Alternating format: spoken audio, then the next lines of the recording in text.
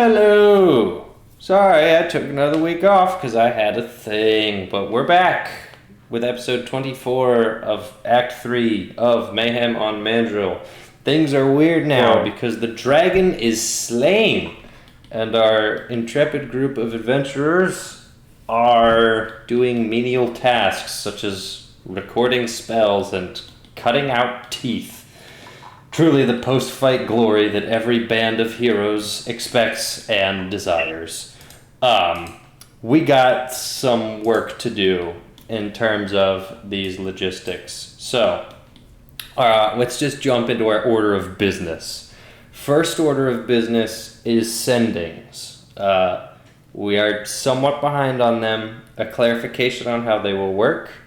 There is still a 3-week time bridge, we're going to call it, between the Feywild and the material plane, but only within a specific geographic area. You are currently outside of the time bridge range, which means that if you send a message, it will go through at the present day and time at which it was sent. We don't have to deal with those answers now. You can write them down later, or we can go over them. I filled out some of them. I was just going to, write them in a little bit. That's fine. It's not super necessary. I don't think I need a... Yeah, and unless you have something specific where it's like, I need to know this, then we can just kind of deal with that later. Well, it would depend on what everyone here wants to do. Yes. Because I'm only thinking about, maybe just leaving directly from here without going out the front doors. Right. That would then be our next order of business, is just getting together the logistics of what everyone wants to do and in what time frame, because the spell was cast, I don't have that information on hand, because that's when the 3-week deadline starts. So let me find when that was. I think it was 2 days ago, or 3. Possibly. Blah, blah, blah, blah, blah, blah. Why is Weezer Boss Fight Earthbound SNES in this playlist? We're going to remove that real quick. That probably got accidentally added from mobile, because mobile controls are terrible. Let's see. Fetch quest, letter opposition, the council, changing. It looks like that was episode 14 when the spell was initially set up, which looks like it was on maybe Monday, so 3 days ago. In which case, Wednesday's the 21st, Tuesday's the 20th, so Monday would be the 19th. So it is Monday, June 19th, right? No, it's Monday, July 19th, which means we would move into August for our deadline, a Monday in August. How many days are in July? 30, right? No, 31. Help. I think it's 31, right? There are 31 days in July. Great. So, okay, technically, I think I could pull up like a 1632 calendar, because I am just cheating, I think, and following the 1632 calendar. Calendar for the year 1632. This might be easier. Nope, it's totally botched. It's totally ruined. Well, what are you going to do?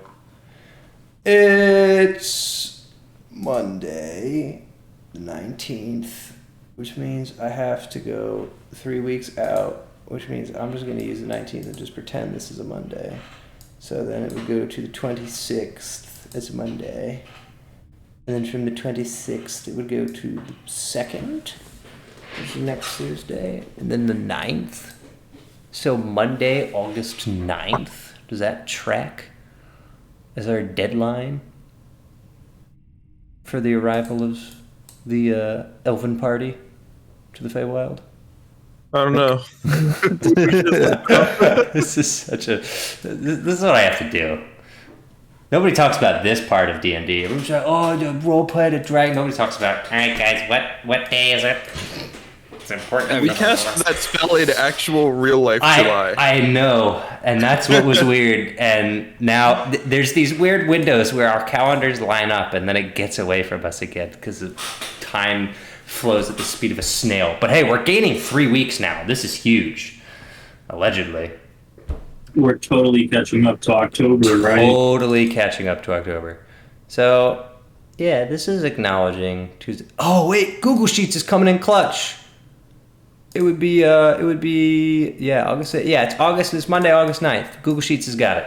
So, your official deadline for when things start happening again is Monday, August 9th. It is Thursday, July 22nd. I'm on the Quest Times page, and if you double click on it, you can pull up a little count. Yeah, it's huge money. All right, so we're throwing this in the trash because I don't know what the heck that's talking about. Which means we have 18 days. Correct. Now we can push through them. This guy wants to play CS:GO too. He doesn't know I'm recording D&D.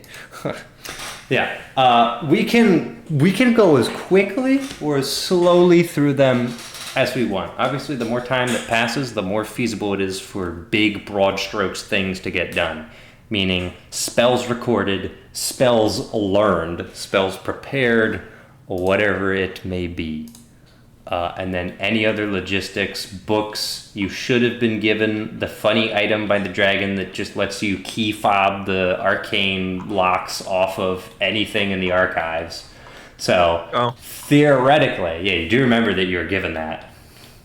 I gave you that responsibility. Now, I believe I also gave you a caveat, like, hey, don't go crazy with this, but theoretically, that's in place. So what would that let us do? You can disable the scroll, the seal and protection of Yore for any... who is messaging me on Steam? Stop! Brendan, stop! It's gonna be in a stream! You know what? Your Steam profile is compromised, and that's your own fault. So just think about that. These videos... Well, you're gonna get a friend invite from our 6 viewers. Yeah, I know. These videos should never take off, but if they do, just know, a lot of your Steam profiles are screwed. And it's not my fault. It's not my fault. All right. Cool, I'll plug myself then. You know, I got a lot of CS items. CS2 just came out. Send me a friend invite. We do some trading. Yeah, let's go. Yeah, you have my Quartz dual Berettas that I gave you. Hopefully. This man bought me a stat track Negev terrain. That's kind of hype. All right, let's move on. It's so ugly. A to-do. I love it. Does anyone have a little to-do list of things that they want to knock out that we should go through?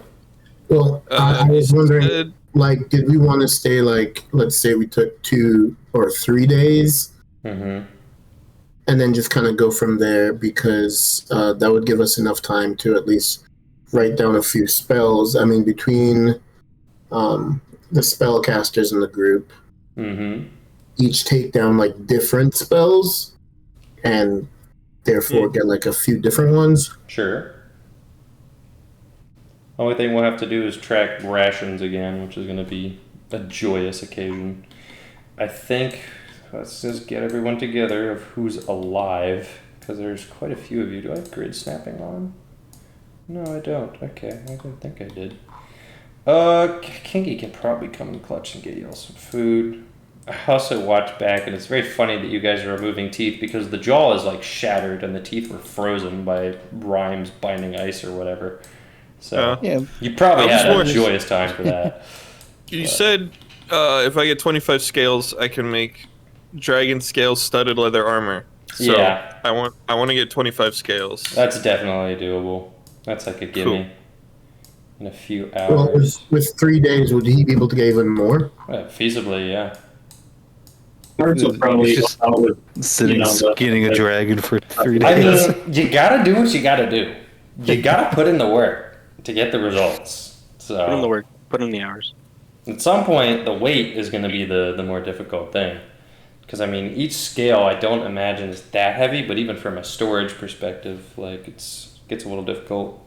It's like in Skyrim when you kill 3 dragons and you get like 50 pounds of dragon scales and 200 pounds of dragon bones in your inventory. Yeah, pretty much.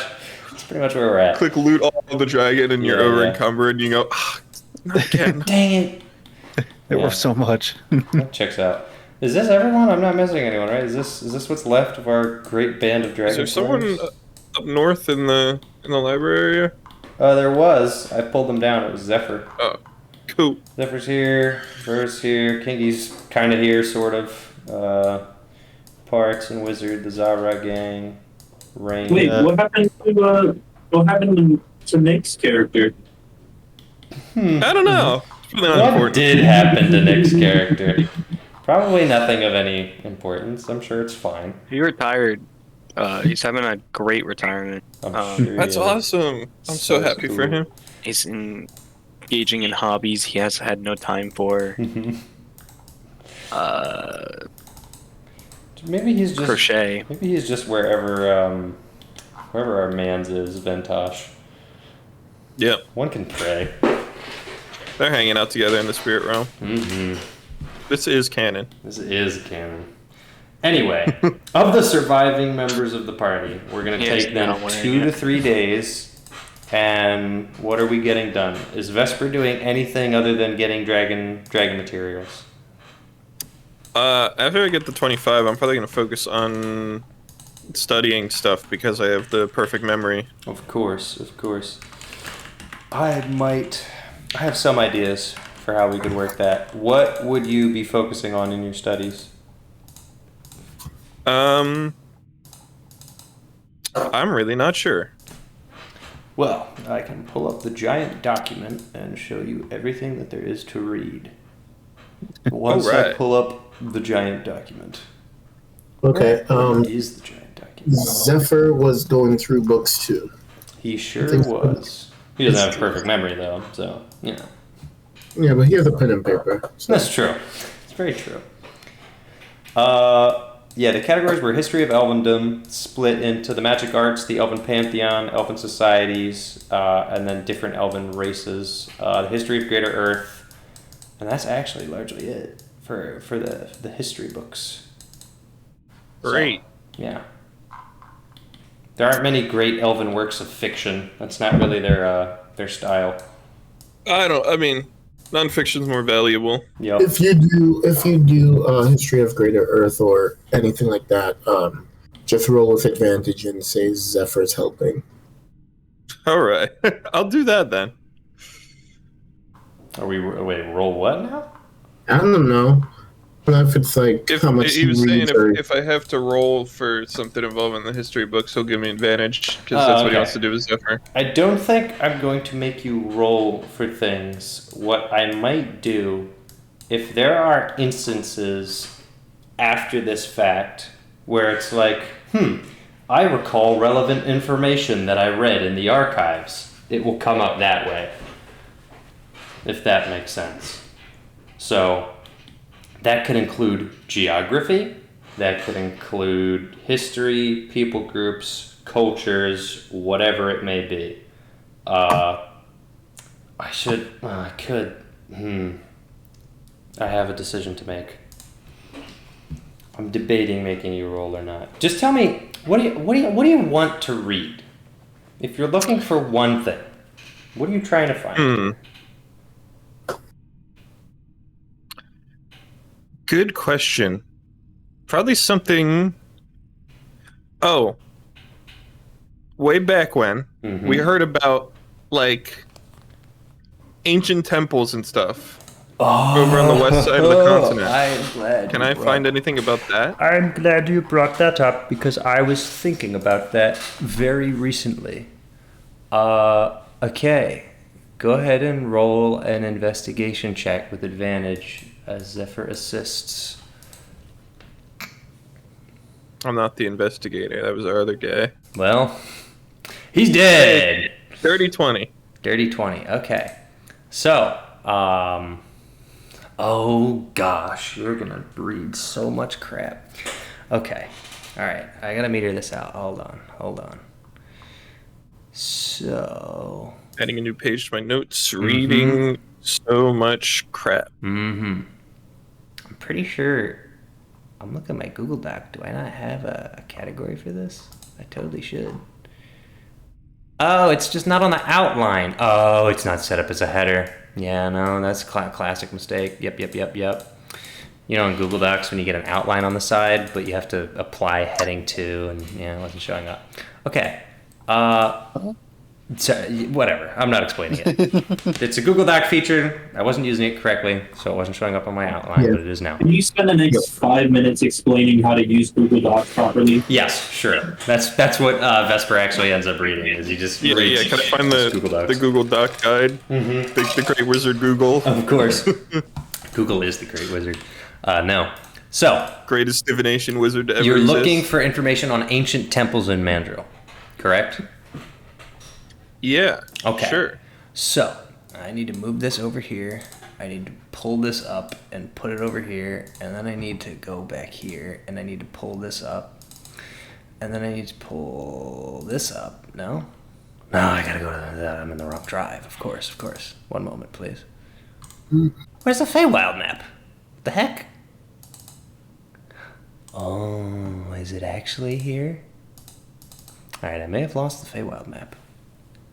It may be dead. May be gone. Where the heck is it? No. Wait. No, it isn't here. Oh, yeah, okay. That's why I couldn't find anything. That explains it. Okay, this goes here.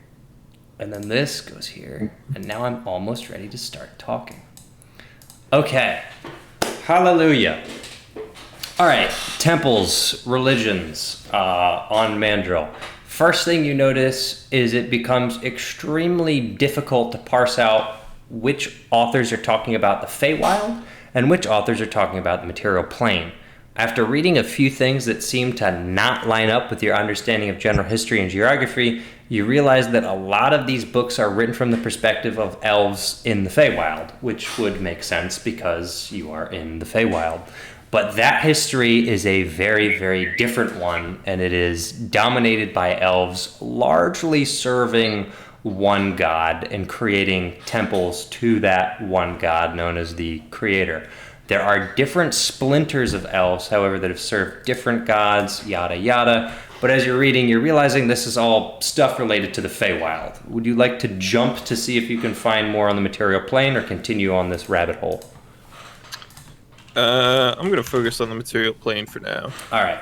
So before you get too deep into elven politics and gods and subterfuge and this or that and the Feywild and conquests of wild beasts, you quickly move on to another author trying to get more information on the material plane. You do definitely know you saw some stuff there, but it is much more selective.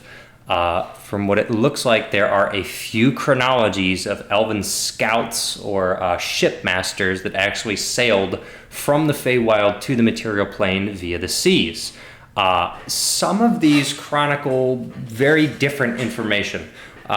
One book details the discovery of a great storm that was impassable that ultimately led this band of elves outside of the Feywild to the material plane, where they sailed for many, many years in their deep seafaring vessels, attempting to discover land, only to find themselves eventually tracking their way back to Mandril using the stars.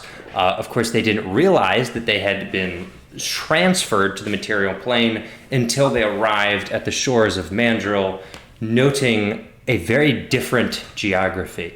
The exploration process was extremely laborious and quite dangerous. Wild beasts roamed the field, raiding packs of bugbears, goblins, no humans in any sight or any other of what the elves call civilized races. It was a very wild land, and it was not initially labeled Mandril, but realizing upon inspecting the land and the response to the way that magic was used there, they quickly found out, blah, blah, blah, this is the material plane, blah, blah, blah. Eventually, they talk about something, settling, journeyman, something, moving on, and now they talk about discovering different ancient religions. There are some civil societies here. One that formed actually was a group of elves that had made this journey long ago. And there are several temples that are set up by different nature guardians to protect the land. These elves seemingly were not as united in their service to this god of the elves in the Feywild, and that was noted. And they had some hand in constructing these temples, but the temples weren't theirs per se. The temples took on their own identity and were guarded by different nymphs.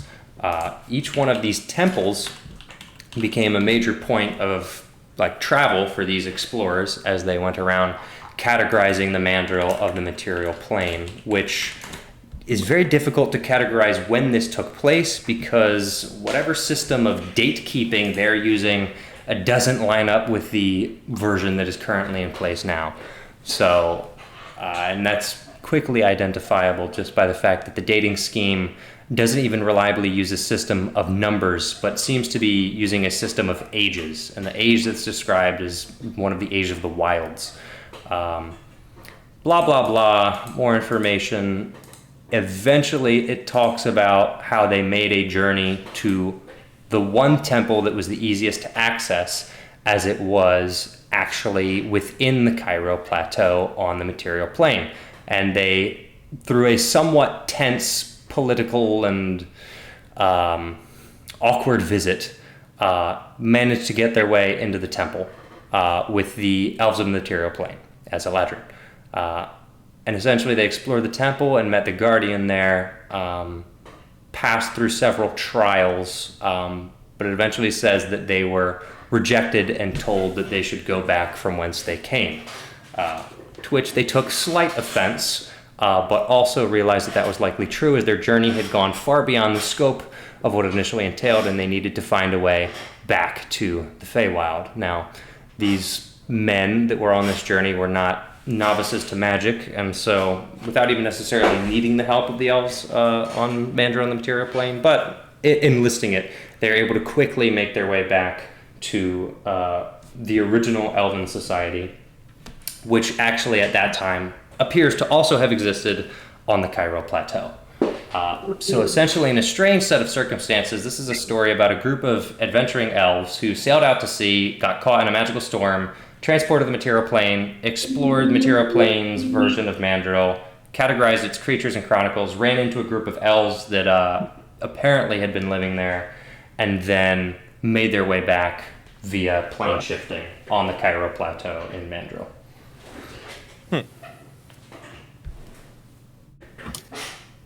So, allegedly, one of these ancient temples, the Temple of Earth, is within the hidden forest on the Cairo Plateau. The others were mentioned by name, the Temple of Waters, the Temple of Fire, and the Temple of the Winds. It is told that one of them exists on a small sub-island of Mandril. The Temple of Fire exists in the volcano and is not easily accessible, and the Temple of the Winds is unknown where its location is. It's in the sky. Unknown. It's gotta be. So the Temple of Water was the one on the island? It's on a smaller island off the coast of Mandril. Unknown which one. All right.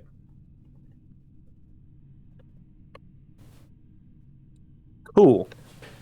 Thank you. Mm-hmm.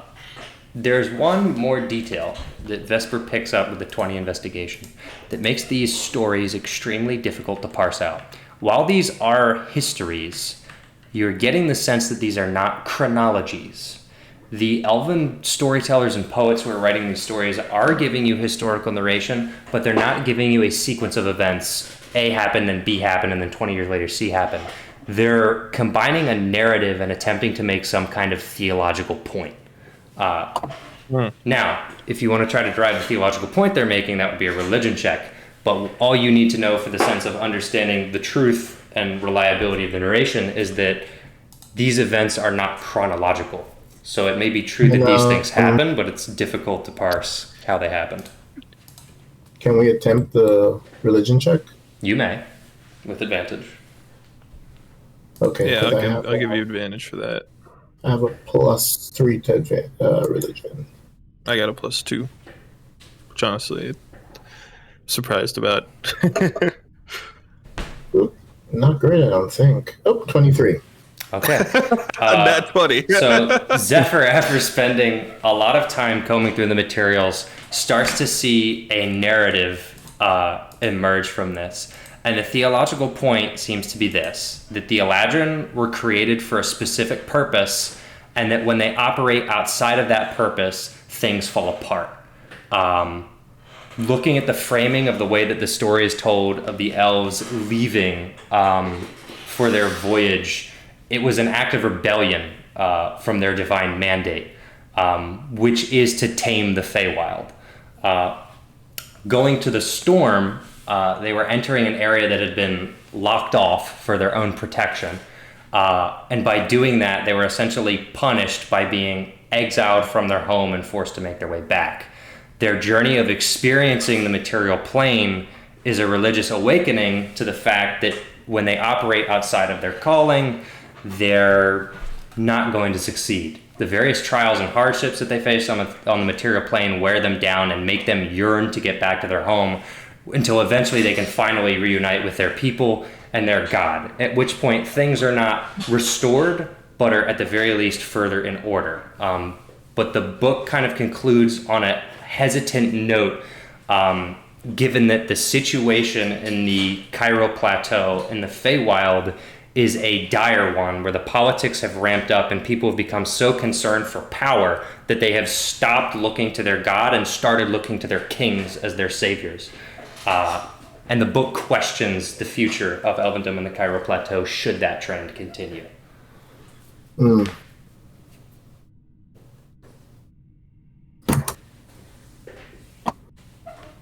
And that's one of the books you read. Mm-hmm.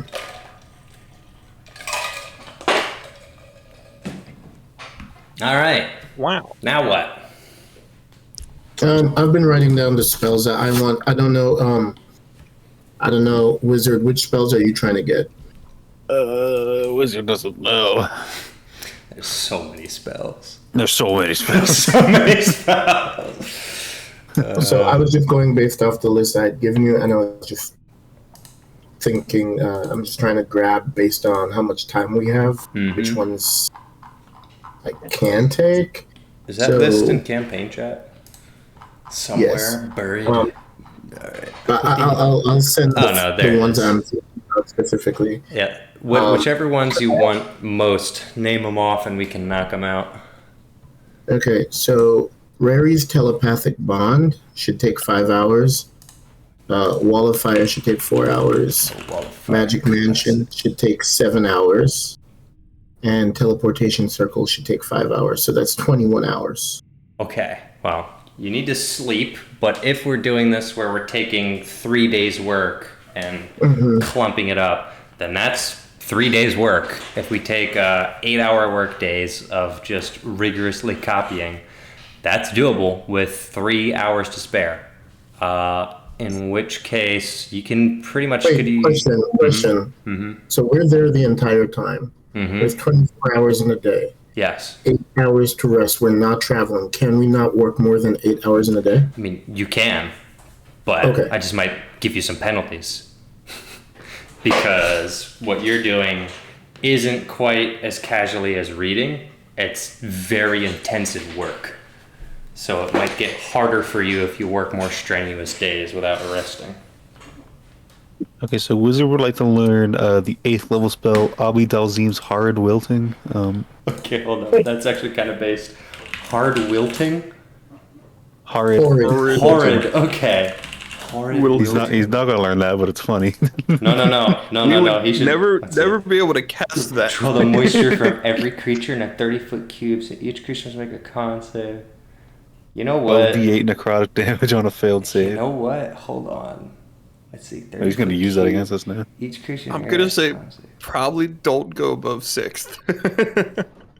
Bro, he can't even cast level 3 spells yet. I know. Honestly, just because you asked, Wizard, you find a scroll of Horrid Wilting, and you realize that this is a spell that the dragon would cast. One of his favorites from the notes scribbled in the margins. He apparently did some writing and workshopping of his own. And, hey, it's me, the dragon. I really like the spell. This is a spell that he would cast, but also prepare, because he wanted to do it multiple times in a day without burning his only 8th level spell slot. He would spend strenuous hours copying it and preparing scrolls, and it appears that he has one scroll left that is burnable. So you pocket a scroll of Abi Dalzim's Horrid Wilting. Thank you, John. So I'm ever using that.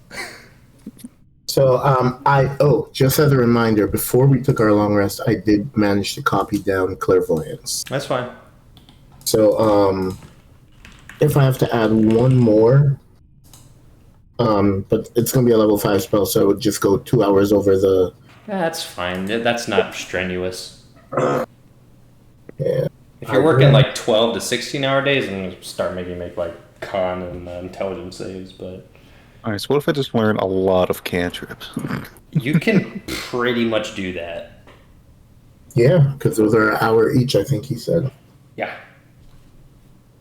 It's broken. Those would be the funny cantrip, man. I'm gonna let you do it. Because I mean, right. this is there's no level up reward. The reward is you have all knowledge from wizardry and sorcery and whatever. I invent Arby's. Here's something. Is there like Dummy's Guide to Reversing a Dragon's Lair Effects? Is it something I would know? I don't know. I'm wondering. Is it something I would know about, like, since it's related to dragons, about how like lairs work?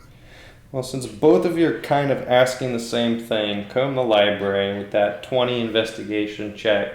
There are various bestiaries in here, and there are a lot, I mean a lot of works on dragons.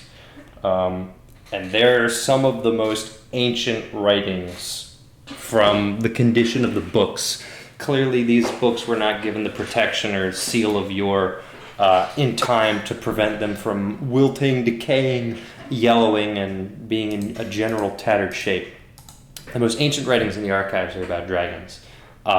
Many of them chronicle, or probably an equal number of them chronicle the chromatic as well as the metallic scale.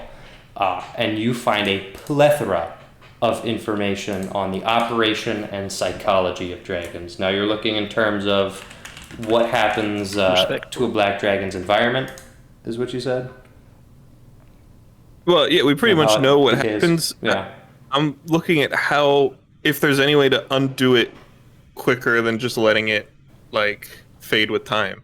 So pretty much everything they have written when you're looking at the descriptions of this, that, and how they affect the environment, it states pretty early on in the introduction, before it talks about the different effects of different dragons, is that the only real way to undo these effects is to kill the dragon and let time take its course, and that no other form of treatment has proved as effective as time. Dryads did assist in the cleansing of specific pockets of land. It is doable. Once the curse is lifted, you can manually clean things, but with the amount of land you have to cover and the amount of land that an individual dryad can heal within a certain amount of time, the most effective thing is to just let time pass. And I think, if I recall correctly, it's like, what is this? Oh, look at that. I didn't even do that intentionally. Oh, I should have read all of this. Whoopsies. This is some crazy stuff. Apparently, I'm just going to read this because you're reading about this. It has been noted that in the past, black dragons have had basically birds, bugs, and reptiles that can track them and spy on them, giving the dragon eyes and ears beyond what it would normally have.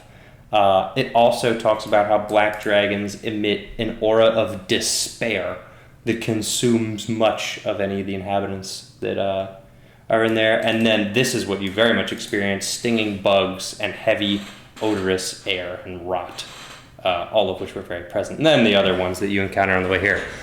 Where the heck does it talk about when it decays? Blah, blah, blah, blah. Blah, blah, blah, blah. Spell casting. Yeah, no, we're ignoring that. I just gave him every spell in the book. Most evil-tempered, blah, blah, blah. They're evil bastards, broad nasal openings. There's so much information that's overwhelming, Vesper, let me tell you. It's really hard to just find what you frickin' want to look for. In fact, you might just want to Google instead. How long does it take for dragon lair effects to decay? 5e. Because I'm pretty sure the answer is a month. But come on. Tell me. I've read it before. I know, I've read it before. You know what? I'm making it. It's a month. Sold to a month. It has been known to take up to a month for the land to heal, if not longer. Depends on how long the Black Dragon was in place, because the longer it was in place, the more deeply rooted the environmental effects become permanent. So, and it's been 400 years, and they don't exactly have a chart of years under control versus time to heal. So, 1 month is the answer you get. Yeah, I just sent you the finalized list of stuff I copied down. All right, telepathic bond, wall of fire, magic mansion, good.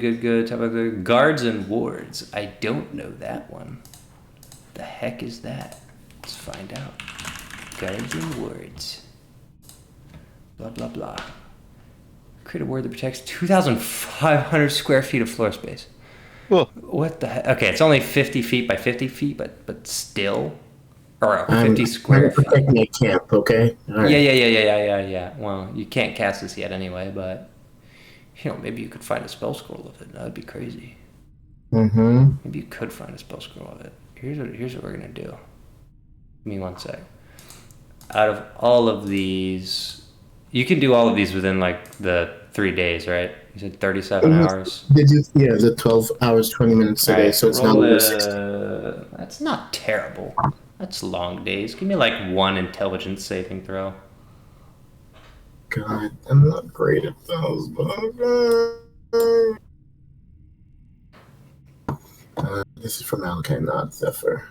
Mm-hmm. Yeah, +0. So, Here we go. It's a 9. It's a 9.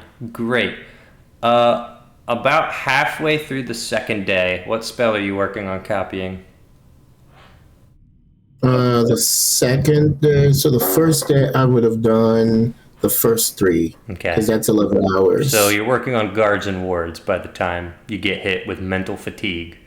I'm guessing. In which case, it takes you a little bit longer to finish, and you get real tired, and you got to wrap it up on the next day.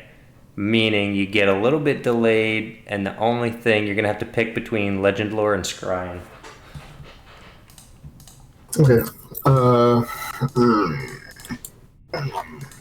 Okay. Darn it. I'll just look for a scroll of one. You can do that as well. That you can just do. Would you like to find a scroll of any of these to take out? Like, from this list, I'm presuming you're looking for a scroll of any of them? Mm-hmm. Alright.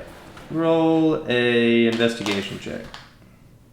Oh yeah, how many scrolls did I grab when I went around grabbing scrolls? I don't know yet, man. We'll do that after this. 17 for investigation. Great. You find 2 scrolls. 1, 2, 3, 4, 5, 6, 7. You find... Oh no, that's the wrong dice. Where's the D8? There's a D8.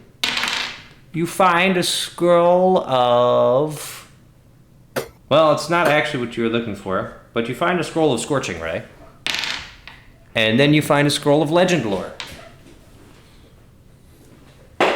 Woo! So then I would learn Scrying instead. Okie dokie. Alright. We'll call that... Are you good for now? Yep. Alright. That's all I need. When did you grab scrolls, Birdman? Right before we went to go fight the dragon, I said I'm gonna fly around and grab as many scrolls as I can, and you said, "Okay, well, I'll get that to you before next session." And Yeah, I was like 2 sessions back. Yeah, and I didn't. I'm not gonna worry about it until we leave. Yeah. All right. Well, let's see. You're basically basically anything that was clearly this is a spell that you can just cast from this scroll. You picked up. Yeah. Great. Just any scroll I saw. You found 5 of them. Great. Now, in terms of what they are, let's make this interesting. Where is... Yeah, I'll just roll another D8. Alright, write this down. You got 1 level 4 scroll, a 1 level 2 scroll, 1 level 1 scroll, 1 level 8 scroll, and 1 level 3 scroll. Oh, level 8. Now, in terms of Wait, what I those got scrolls are. 1 4th, 1 2nd, 1 8th, 1 3rd, and Yeah. then what's the 5th? A first. Basically, you've got 1, 2, 3, 4, 8. 'Cause that's just that's how it worked out. Now, in terms of what those are, you can choose what the scroll for the 1st to 4th level are. Well, is that too much power? Yeah, no, that's too much power. I bet I can do this. D&D, random spell selector. Scroll generator, perfect. Spell level 1. You have a scroll of sleep at the 1st level. Woo! You have a scroll of hold person at the 2nd level. Yeah, baby! You have a scroll of mass healing word at the 3rd level. Whoa! You have a scroll. Oh, this is huge. You have a scroll of banishment at the 4th level. Yo! And you have a scroll of feeble mind at the 8th level. Oh, that's... Oh! The target That's a takes speed one. 4d6 psychic damage and must make an intelligence save. On a failed save, the creature's intelligence and charisma becomes 1. Oh, yes, Creature can't cast spells, activate magic items, understand language, or communicate intelligibly. They can, however, identify their friends, follow them, and protect them. At the end of every 30 seconds, the creature repeats its saving 30 throw against days. the spell. 30 days! Bro, what have I done? Spell can be ended by greater restoration, heal, or wish. Ugh. You know what? You could just swap out the level 8 spell for a level 8 sleep spell. No, I rolled what I rolled, which means you get what you get. Fate is Scroll fate. generator came in for me, did my job. All right, y'all responsible for all this, and also now that I just gave you a bunch of crack items, I have to try to kill you all so that they get used up. Because my gosh, this is not gonna be good. This is. I gonna be mean, rough. I will say, in fairness, Yeah. we're used to getting a lot of stuff and, like, forgetting about it. I know. Trevor, I think you need to understand that odds are, even if you do try and kill us, we would probably die before we use that. Who knows? Who knows? Can I find a scroll of Tarask summoning? No. Damn. Notice how I don't even have a Tarask in here. There's just a statue. There's It no would way not they would fit. have tried it. It wouldn't. It would not fit. Although, actually, hold up. If you look up Tarask, I think they're just gargantuan. So, I mean, they're not, like, huge. That's because Gargantuan is the largest thing. So anything that's larger than Maybe, huge or yeah, whatever maybe. is called Gargantuan. They're Godzilla size. They're like 50 feet tall, 70 feet long. Amazing. 25 AC, 676 hit points. Yeah, no, they're not. They're not invited to the birthday party. That's all I'm saying. Okay. All right. So we covered Vesper. We covered Zephyr, kind of. Wizard, we need to do. I think Malachi should be good for now. So basically, Malachi and Vesper are good, right? For right now. Yeah. Okay, pretty good. Yeah. I didn't use all my time. If I think of something else, I'll let you know. But Zephyr, I'm good. we've partially done. Wizard, you want to be the cantrip guy? I think we'll be the cantrip guy. That's honestly a really good idea. I want to pick cantrips, so just roll like a bunch of cantrips. Oh, at the generator? Oh, I can do that. All right, hold up. I gotta Control-Shift-T, pull up my tab again. Scroll generator. Oh, how do I do first? Oh, can I do below first level? Maybe it registers as 0th level. It does. All right, dancing lights. Oh, no, you write these down, hold on. All right, yes you do. Alright, dancing lights. How many hours a day do you want to work? How many do I have? Well, you said, yeah. You have like 20, if you want 8-hour work days, you have 24 hours. That's a lot. Because it's 3 days. Yeah. You're going to learn like every cantrip in D&D basically. If you want to do this, which I think is really allowed fun. to do that? Yeah, you have the DM's permission. This is hilarious. Yeah, give me 24 cantrips. All right. Well, you got dancing lights, right? Oh, Message. Yep. I think you already know that one. Done. Message. I should I not write down? Wait. Yeah, Yeah, yeah, don't that write one. it down. All right. Wait. I'm gonna write these down for you. I do. Okay. I'm gonna go count how many cantrips there are in the game. Yeah, I don't think there's 24. I'll tell you that. Well, you need to make gotta sure be they're more on the than wizard 24. spell list. No, I don't. Well, I don't know if he'll be able to add it. Eldritch Blast! Eldritch Blast! Okay, let me pull up. Manage spells, add spells, filter by 0. Yeah, because I don't know if he'll be able to add like. Fine. Class 1, 2, 3, 4, 5, wizard. 6, 7, 8, 9, 10, 11, 12, 13, 14, 15, 16, 17, 18, 19, 20, 21, 22, 23. Yeah, there's more than 24 that I can learn. Yeah, Alright, definitely. I filtered it by class, so we can't learn shillelagh, party pooper, although that's probably true. It wouldn't work. Alright, I'm writing these down now. Mending, you don't have that one, right? Correct. Chill touch. Correct. Minor illusion. Correct. Alright. Minor. Firebolt. Correct. Oh, he's gonna be good. Let me just tell you the ones I know. Okay, alright. Light, message, mold, earth, ray of frost. Got it. Light, message, mold, earth, Gigabomb. ray of frost. Tom Clancy's Gigabomb. That's the spell that I'm homebrewing and adding. Tom Clancy's Gigabomb. Alright, Shocking Grasp is your number 6. Gotta Ray say of Gigabomb Frost, already have cast. it. Minor Illusion, already have it. Ray of Frost, Minor Illusion. Alright, it got stuck between Ray of Frost and Minor Illusion, but we're moving on. Poison Spray. Let me tell you, you got a lot of Ray of Frost. True Strike. Minor Illusion again. Acid Splash. Although maybe I should roll it 24 times. And then if duplicates come up, I think I am going to do that.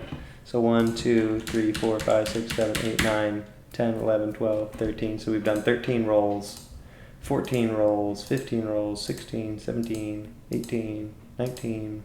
Prestidigitation is your 20th roll.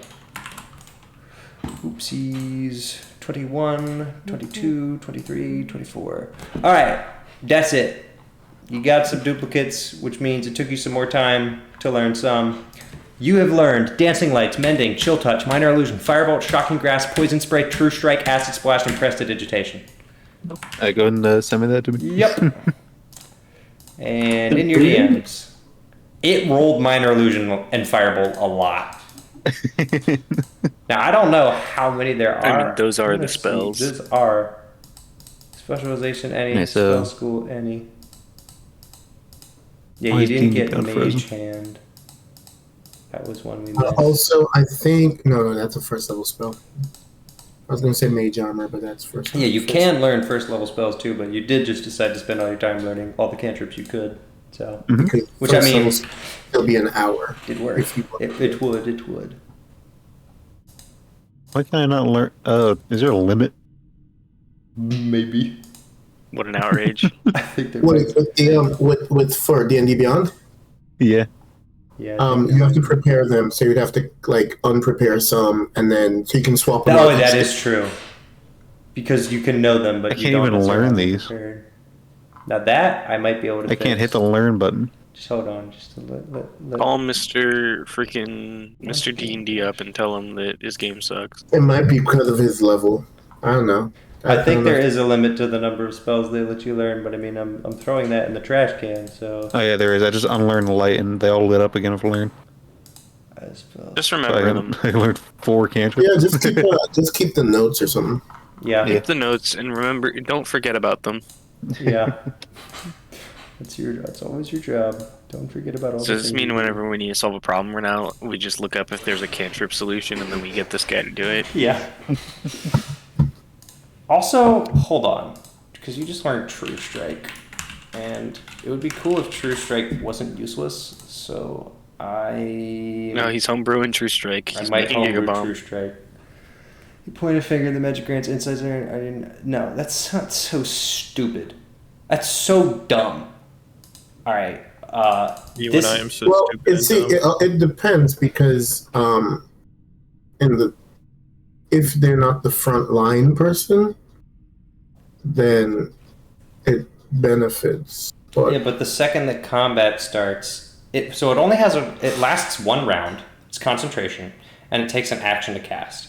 It is ridiculous to cast True Strike as an action because at that point you could just cast a cantrip that like does damage, And then on your next turn, you cast another cantrip, and then you have a chance of hitting something twice instead of just having advantage, which does the same thing, but you can only hit something once. So that's useless. It only grants advantage to you. You can't give it to anyone else. So you can only use this at the start of combat, outside of combat, leading into combat. That's freaking stupid. So, unlike Gigabomb, you can use it any time. True Strike now costs a bonus action. Nice. So, screw that. It's a freaking useless spell. It's bonus action now. Let it be done. Alright, boom. Wizard. Wizard's done. Wizard's in the done category. Meteor. Meteor got mended. Meteor's fine. Kinky's, I don't know, doing kinky stuff. Parts and Vesper. Outside of reading, we're collecting dragon scales and dragon teeth, right? Yeah, I just help out with whatever I can, really. Great. Dragon tail. You got a total of... Oh, that's the wrong guy. That should be here. You have 63 scales collected over the next 2 days. You guys got pretty good at it, so combine that with whatever your 25. Is that what you already had? We had 9. We had 9? Alright, you now have 72 or whatever. That's 63 plus 9, right? I can do math after 9 p.m., right? Yeah. 72. Great. All right. 72. You have 72 dragon scales, if that's what you do outside of reading. If we got 2 more, we could make 3 armors. Well, studded leather, yeah. You may also want to save some for like scale mail or something. You said we need 100 for scale mail, so we gave up on that. Well, it's only been 3 days. This is the first 3 days. This gets you to the end of Monday, July 26th. Because you're taking Friday, Saturday, or no, it's not even that. It's like Thursday late afternoon. So this assumes that you have 3 full days, Friday, Saturday, and Sunday. This takes you to Monday morning. So, on July 26th. And your deadline is like 2 weeks from after this time period. So, yeah, you have 73 scales after this first 3-day period. Does Zephyr want to do anything else? So I guess aside from helping Vesper with that stuff, what were the other items that were there? Or remember the halls again? The artifacts? The Hall of Artifacts? Mm-hmm. That's an interesting question. Well, the Covetous Coin is pretty much, I think, already pocketed by parts. The Queen of Fate is dissolved. I don't know if anyone picked up the Crystal of Reckoning. Or the Pearl of Hope. What does that do? It's the murder thing, where if something kills you, you can just go F you and kill it back. That's right. I do actually have that written down. Right, what's the something of the Storm God? There's the Storm God's Hammer, yeah. And the Eldritch Staff Malachi has. Correct. You can take the Forever Boots. So can I look at the hammer? Appletop is wearing the blindfold, right? I think that's true. And I have the Ring of Meta Knowledge. Yep. So we put the Ring of Despair on the dragon, and then it fell off. Yeah, so it's somewhere. It's on the floor. You guys probably found it and went, "What is this?" And you went, "Oh, I found the Ring of Despair." At some point during one of your 3 days, that definitely happened.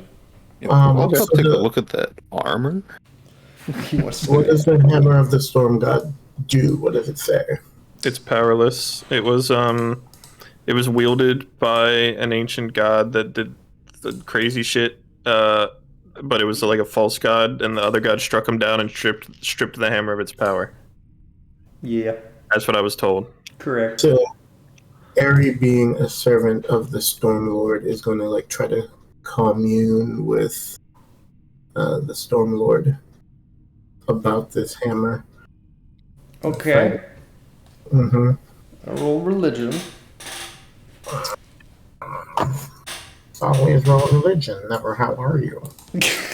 How are you, John? I mean, Zephyr. Who do you want me to ask how is? Who is what how? Zephyr. How are you, Zephyr? 22. That's how good he is. You're 22. Okay. That's what Taylor Swift said or something like that. Is it now? Mm-hmm. All right. So we can get him, take him down. Somebody sing the lyrics. describe to me what you're trying to do again. Well, this hammer pretty much radiates some like storm essence or whatever. No. So he's just, there's the hammer of the storm god. So he's just trying to like figure out, okay, hey, big guy, is this yours? Just like he's interested in the hammer. Okay. He's trying to riz up the storm god. Oh, Sure he is. is he? You get the sense that this is the artifact of a heretic on display as the artifact of a heretic and does not belong to the god you serve, but a rival who sought to take his place and forge his own path against the council which he was a part of, which your god is a part of. Cool. Cool.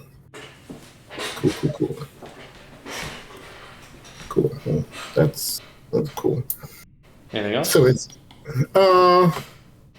and then I think Want to take a joyride in the Great Ball of Ool?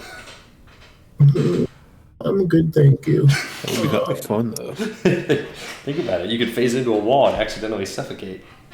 What necklace of well, he can't technically suffocate. Necklace of Evelith? What's that? Oh, let's find out. I wrote about it somewhere.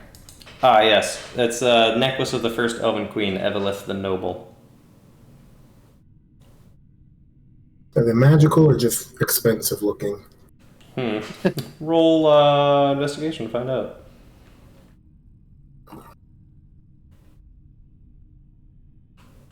Investigation.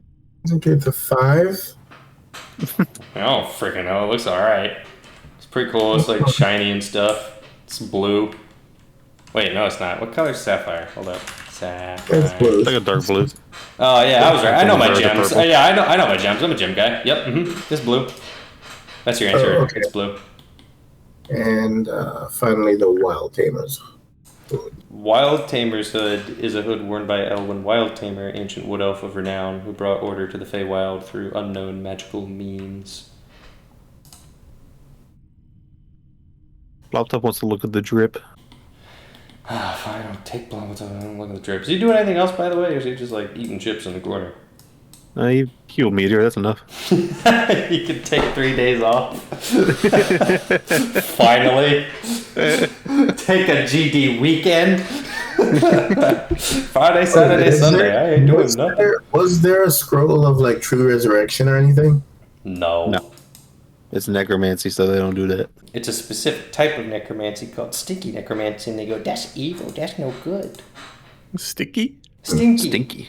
And the books of creation and destruction, are they just books? Religious texts. Oh. You might just read. Steal sacred religious text? Do you want him to? You can't open, the cases are locked down. They're like the original copies. There are copies of them in the library. You can just go read copies of them in the library. Can you read copies of them? Yeah, go read copies of them in the library, liberal. The Blobbletop's got to look at his drip because he's sad that I took his dwarven plate.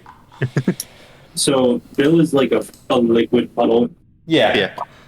Well, more specifically, he's a pile of dust and bones because everything is all. That's what I was looking for. You know. What? None of that got through, so. Like, not a word. Oh, I said that's why I was looking for the resurrection thing. Yeah, I'm aware. Well, in my head, I was thinking it'd be really funny to slip the boots of forever on him. Yeah. a little bit. Alright, Blobbletop, you can't read Elvish, right? No. Okay. You just want me to tell you what it looks like? Yeah. Alright. Intricate armor that is a full set of plate. Silver with dark blue and red trim. Yellow, greens. The highlights appear to be on specific sections. So the shoulders have like a red and blue cloth trim and then the arms and legs are yellow and green. And then the symbol on the center is that of a rising sun. Is it blopped up size?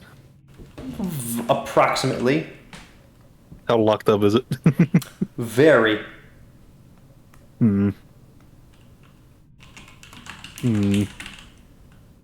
Thanks for help. Me. Your. So, again, you're not reading any of the description, you're just looking at it. I can't read that. Yeah. Sure can. If only you could. I read the description. He sure it's plate did. armor that gives the user some potentially ominous powers. That's what I wrote down. Yeah, but your perfect memory would recall that this armor can only be worn by servants of the Creator. I didn't read that part. Well, you perfect recalled it, so you definitely... Now, Jacob might not have read it, but Vesper did. Good. I Bloptop will simply admire the drip. Yeah. Oh, they give you meta knowledge, so you know you can't take it liberal. Just switch goods. Actually, kind of base though. No, you need Blopple too. You need Big Boog Babo, yo. It just affects it the moment there's drip involved. I need to like convince the stupid fish that the crab god isn't real. Man, and then you Let the crab go, no, it's temporary. And You just walk in dragging the armor behind you. Hey guys, I need a favor. All right. So, Bloppletop's taking a weekend. Is Parch doing anything other than collecting teeth and scales all day? No. Great. I think we have just concluded our first, unless going once, anything I missed, any last things. Well, Zephyr's Alright, going to read the Bill Book of will do what Creation and he's doing. Destruction, right?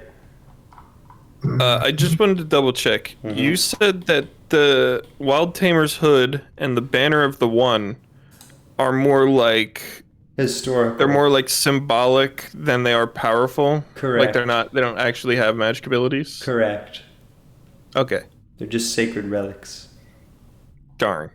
Yeah. Sorry, I actually put history instead of just a bunch of powerful, life-changing, world-ending, magical garbage in here. It's just, the problem is that when Brendan and John came in here, they pinballed to every so true. magic item, avoiding every other item. That's exactly what happened. We saw all these powerful items and we were like, yo, there's like 15 more items we didn't look at, and they're all just normal. Yeah, the luck of the draw. Didn't plan it like that. They're just schizos, and that's how they interacted with it. Oh yes, the schmuck of the janitor. Yeah, if you'll notice, everything in this first room does not have powers. It's just historical, symbolic, like stuff. This is the power stuff. It's so simple. Also We're very good at what we do. Anyway, Zephyr, in short summary, the Book of Creation and Destruction are elven narratives for the creation of Earth, which describes a process in which the world is created by one being who speaks it into existence, and then creates a being known as elves after the rest of creation is established, and their goal is to reign over a very specific segment of that creation. And then there's two rebellions that happen at the same time. There's a rebellion of the council and a rebellion of the elves, and both end up in war and death. And then begins a long journey of cyclical failures, insurrections, and wars of demigods, which goes on to this day. And then the Book of Destruction predicts the end of that cycle and the return of the One in establishing his kingdom and his people. Gotcha. You've read both of these books before. Dope. I mean, John has. Zephyr hasn't, but Mm-hmm. All right. Anything else before we jump 3 days, the longest time skip we've ever done in one session? The only other thing I would say, and this is just like purely, if we're sure that it would be 3 days, then,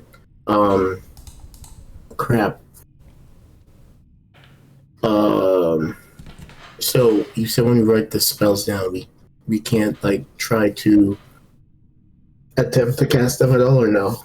I mean, if they're above your level, you just can't cast them, and so you can't attempt. You can always. So was there a scroll of teleport anywhere? This guy wants a scroll of teleport. Let's find out. If I roll a 19 or a 20, I'll give you a scroll of teleport, you greedy guzzler. I'm not trying to be a greedy guzzler. I rolled a 19, I'm not kidding. You get a scroll of teleport. Okay, I'm a greedy guzzler. Why does this keep happening? I was a 10% chance of that. This is ridiculous. Jeez. Thank you. I'm not a greedy. Thank you for the scroll of teleport. You got it. I'm a greedy guzzler. He just says it how it is.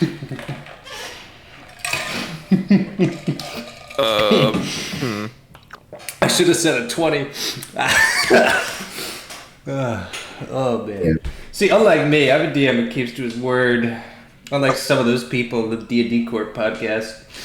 You just said, unlike me, I'm a DM that keeps my word. Unlike some people. No, the truth has been spoken. There are two sides of me. One is a bastard. The other is a bastard. I am a DM. Is Kingy coming back with us? No, he's dead. Alright. Go back. Yes and no. Okay. How many of us are here? Oh no. Wasn't he waiting to leave by the door? Yeah. And then 3 weeks. Well, passed. it looks like there's 10 of us, including Kingy. So I think we're good with teleport. No, teleport is 9, right? Oh, it's including Kingy. Yeah. Okay. Wait, look, we can't just leave him here, can we? He got here by himself. He can get out of here by himself. He can get into this room by himself. Well, I mean, yeah. He can just open the door and walk out. Yeah. And they'll be like, where's the rest of them? Alright, so... We can talk about that when the time comes. For reference, he's just spent his days praying. So, and meditating and fasting. He hasn't eaten anything. I would just say, I think perhaps we come up with a plan that he'll tell them that we are still dealing with part of the crisis, dealing with some of the aftermath, and then we will... Well... I don't want to lie. Let the king know that we're still working on things in here. And that's after you've already teleported away? I told him we're still working on things, period. Right, but answer the question? Just, alright, let him figure out his own way out. I don't want to Wow. Alright. He can't just teleport back with you then? I mean, because that'll work. Unless it's I'm not going to be a super greedy guzzler, but it says you and up to 8 willing creatures. Alright, so... Well, that's 1, 2, 3, 4, 5, 6, 7, 8, 9. Oh, man. Fine, I'll make my own way off this cursed island. I gotta go pray anyway. Or it could be a souped up scroll. No. Hold up. Let me roll a d20 to see if it's. All right, no, this time. Is Meteor a willing creature or is he an object? No, he's a willing creature. Good question though. Good question though.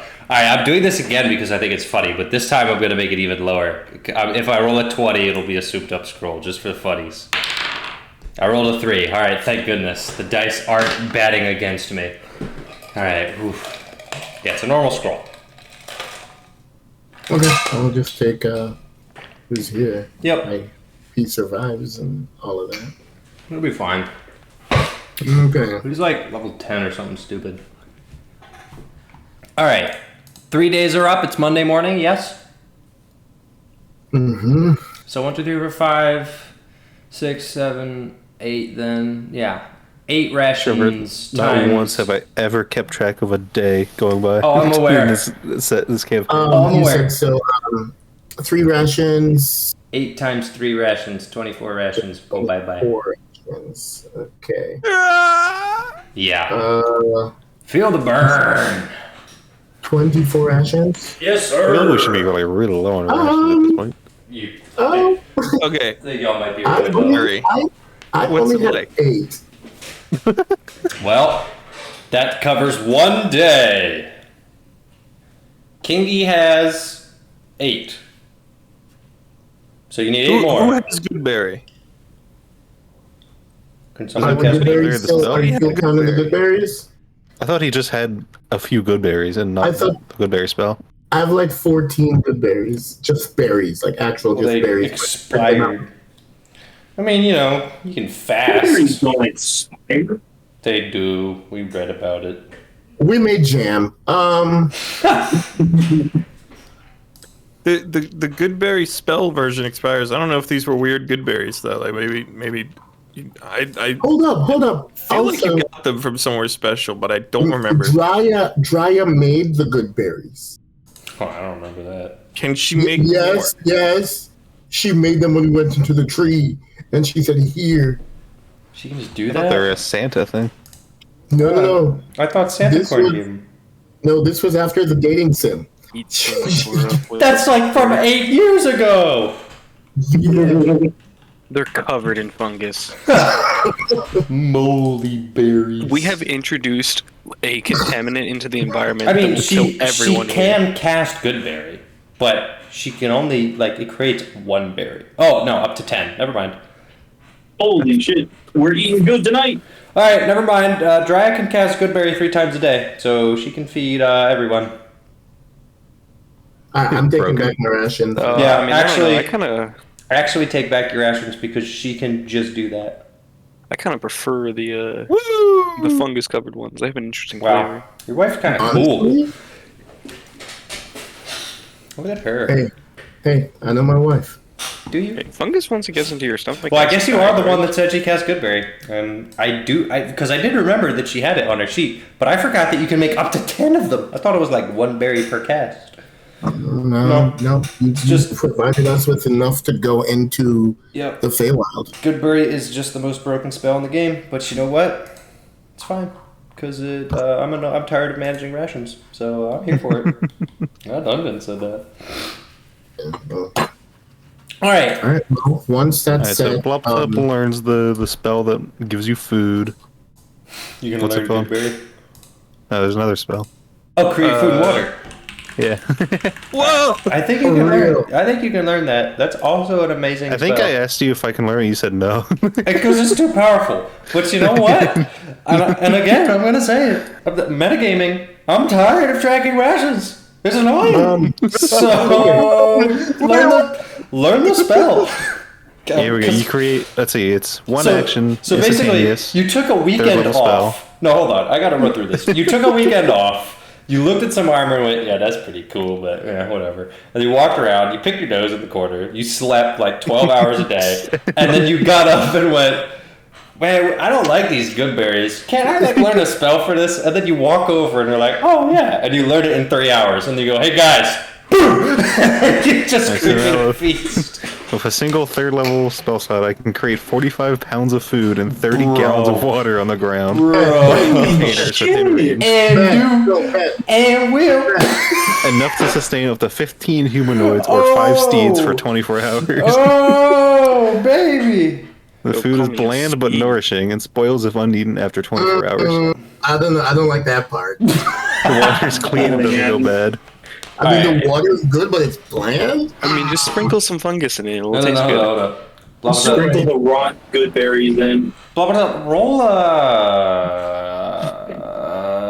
Every time Arcana. he casts a spell, he rolls a d20 to see if the Oh, food's what? better. Yeah, exactly. Roll an Arcana check. Our Shmana, he's not good at those.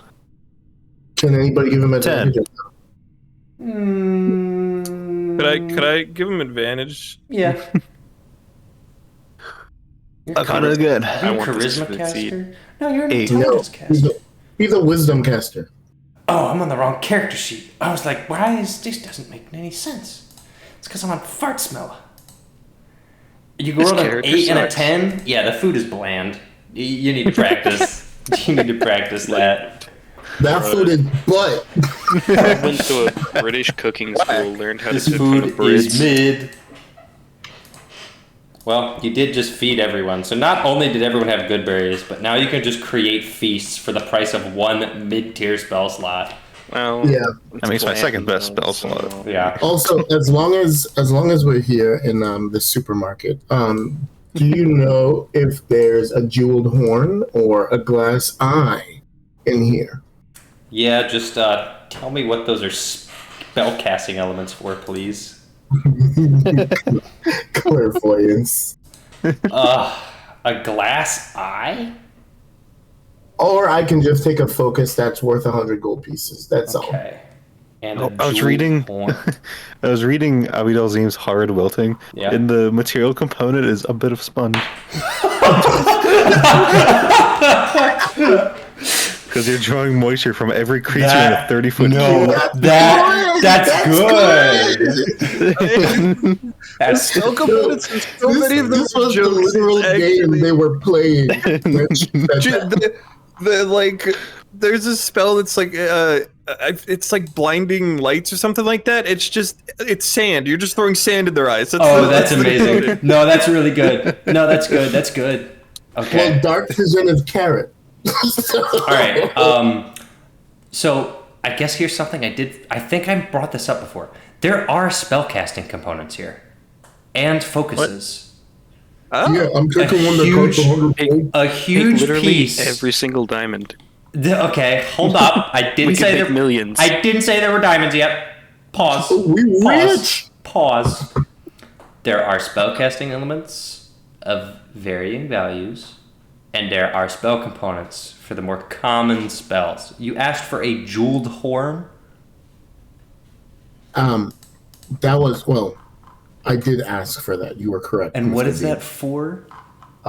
It is for a Clairvoyance. spell clairvoyance, because I can either listening on people's conversations or see. But if I have a focus that's worth at least 100 gold pieces, I don't need both of those. I could I know. But what is your focus currently? How much is it worth? It's random. It's just the amulet that my mom gave me. Oh, your mom, the thing that you gave to the leak that we just looked at yesterday that made him cry. Yeah, Yeah. He didn't keep it. Well, yeah, I know he didn't keep it, but it's just funny that came up again. Okay, all right. I mean, it's worth 100 gold to you, but you know. Is that how it works? That's not how it works. Only. I value my friends. They're priceless. I no longer need material components. Wait, an actual price on something like a diamond, like one area is going to offer more for it than another, right? Like, how does the economy work there? It's a There's a Economy's in government. shambles. There's a government body that regulates it. And the government is just the DM. There's an SMP, and every day all of the wizards log in mentally. They psychically connect to me, and I tell them what the going rates are for the day. And they go, it's up 12% today. That's about 100 gold right there. Yeah. Then you leave. The entire economy is based on the DM psychically communicating the SMP rates to all of the casters and salesmen in the area.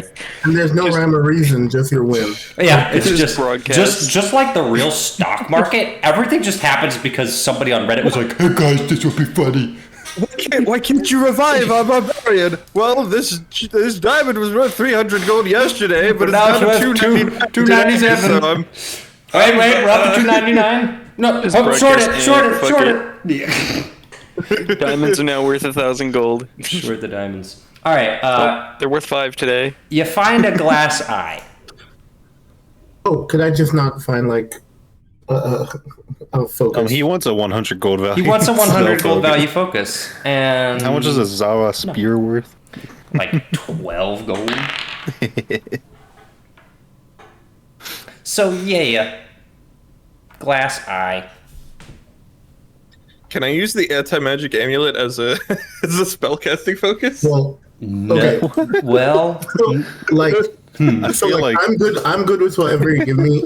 No problem. It's just the spell is weird because you're supposed to be able to choose to either see or listen. you can't if If I you don't just have have the eye, I can't listen. Correct. That is how that would work. Interesting.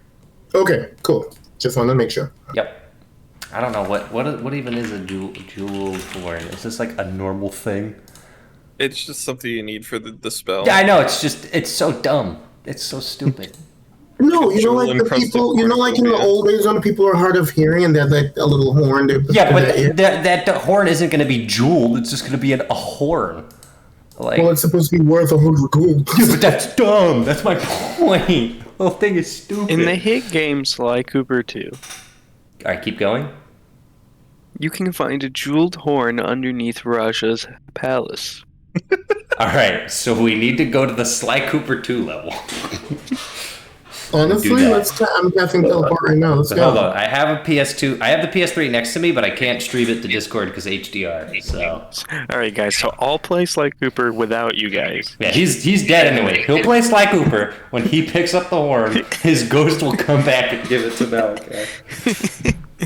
Oh my gosh. Okay, well, it's Monday morning. We're officially moving on. Are we good? It's Monday morning.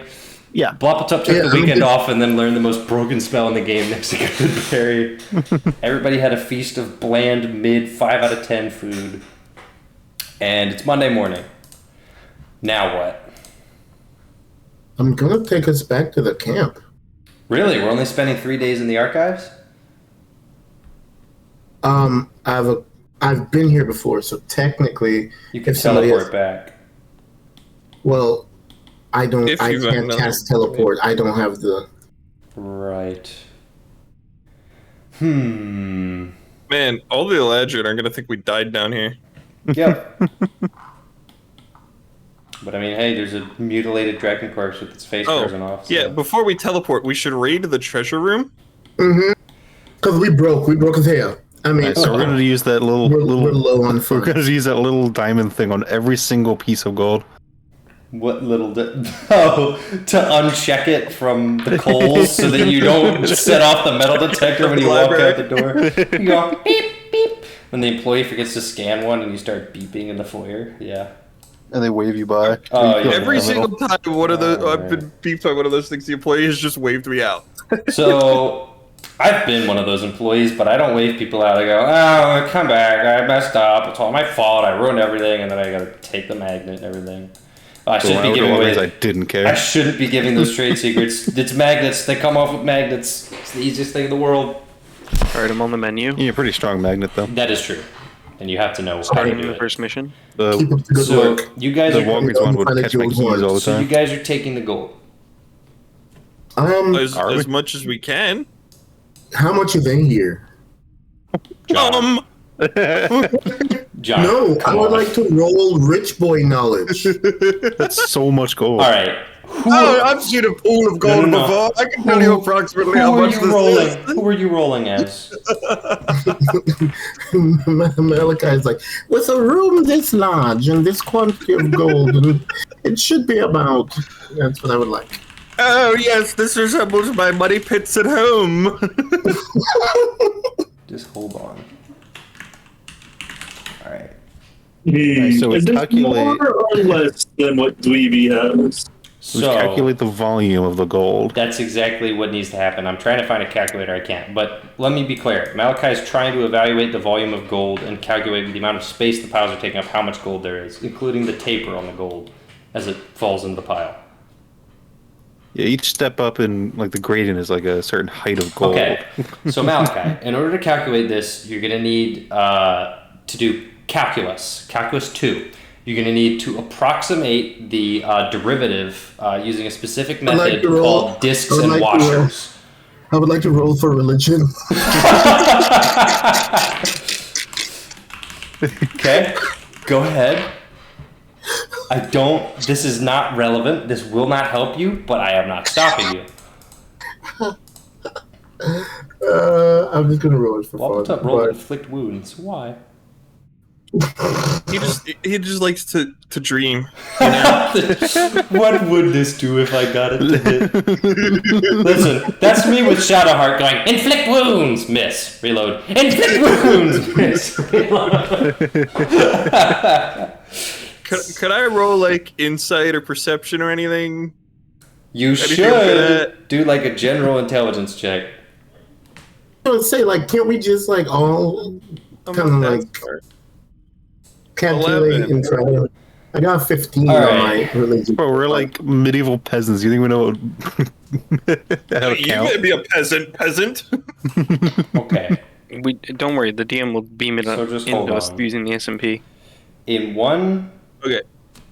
cube, let's say that a gold coin is what, 1 inch in diameter. Okay, so gold coin is 1 inch in diameter. All right. So step 1, inches to feet. Okay, so 1 inch is this many feet. So 5 feet is going to be 60 inches. And now we're going to stack those across. Now with the stack, we're going to say that they're like 1/10 of an inch tall, we'll say. Okay. So then in 5 feet, we're going to get 60 over 1/10 of an inch. So we'll have 60 or so coins. We're going to say 50 coins across. And then we're going to say it's going to be like, if we have what? 1/10 of an inch, let's say 0.2 goes into 5. So 5 divided by 0.2. So 25. This is the D&D content. Like 50 times 50 times 25. Great. That seems like a lot of gold. It seems like too much gold. Seems like you may put too much gold in this room, and for an ancient civilization of super rich people.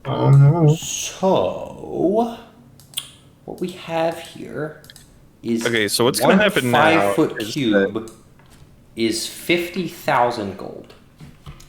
Now, in terms of I shouldn't even give him the idea. I'm going to shut up before I ruin everything. 1, 2, 3, 4, 5, 6, 7. 1, 2, 3, 4, 5, 6, 7, 8, 9, 10, 11, 12, 13, 14. I'm going to say 7 by 15 times 7 times 15.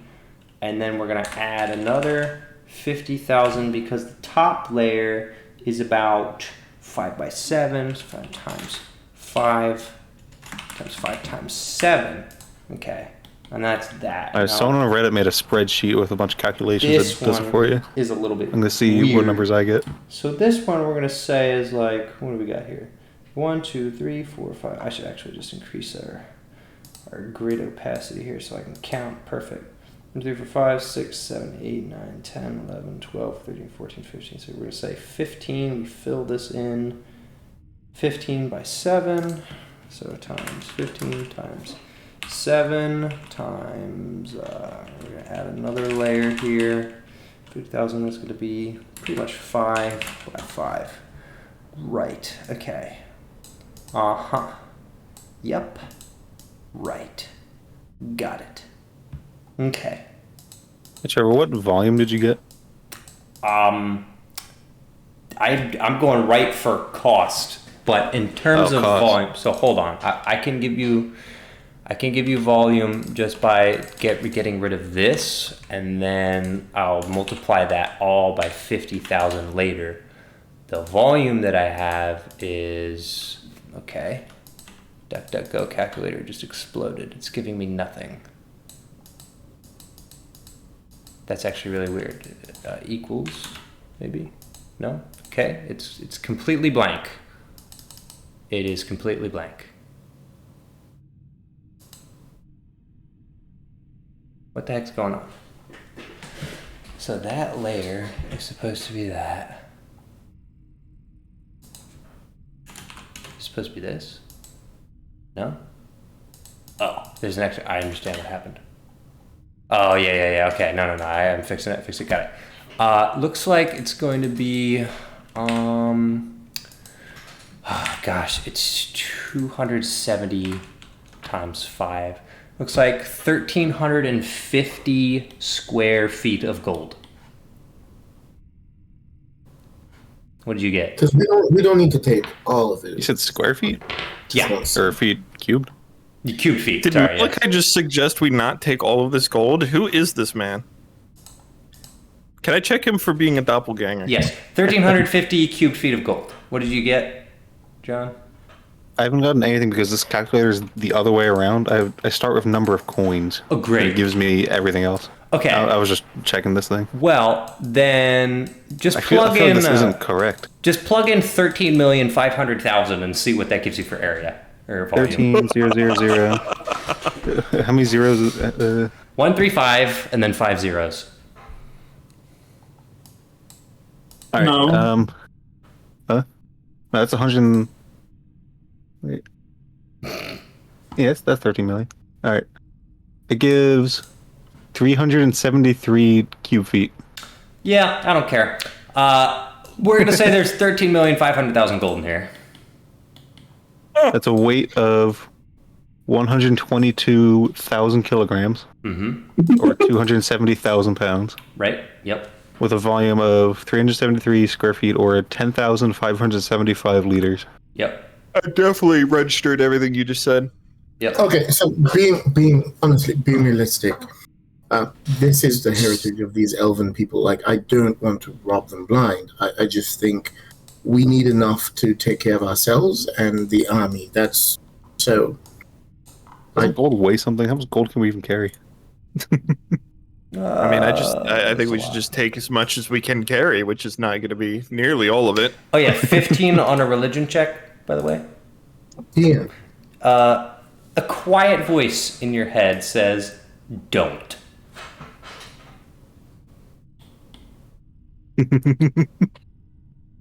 What's that Listen, mean? Laptop already pocketed some, so he's not going to say anything. You know, he doesn't know the check, so. I'm going to throw a tantrum. Baby rage.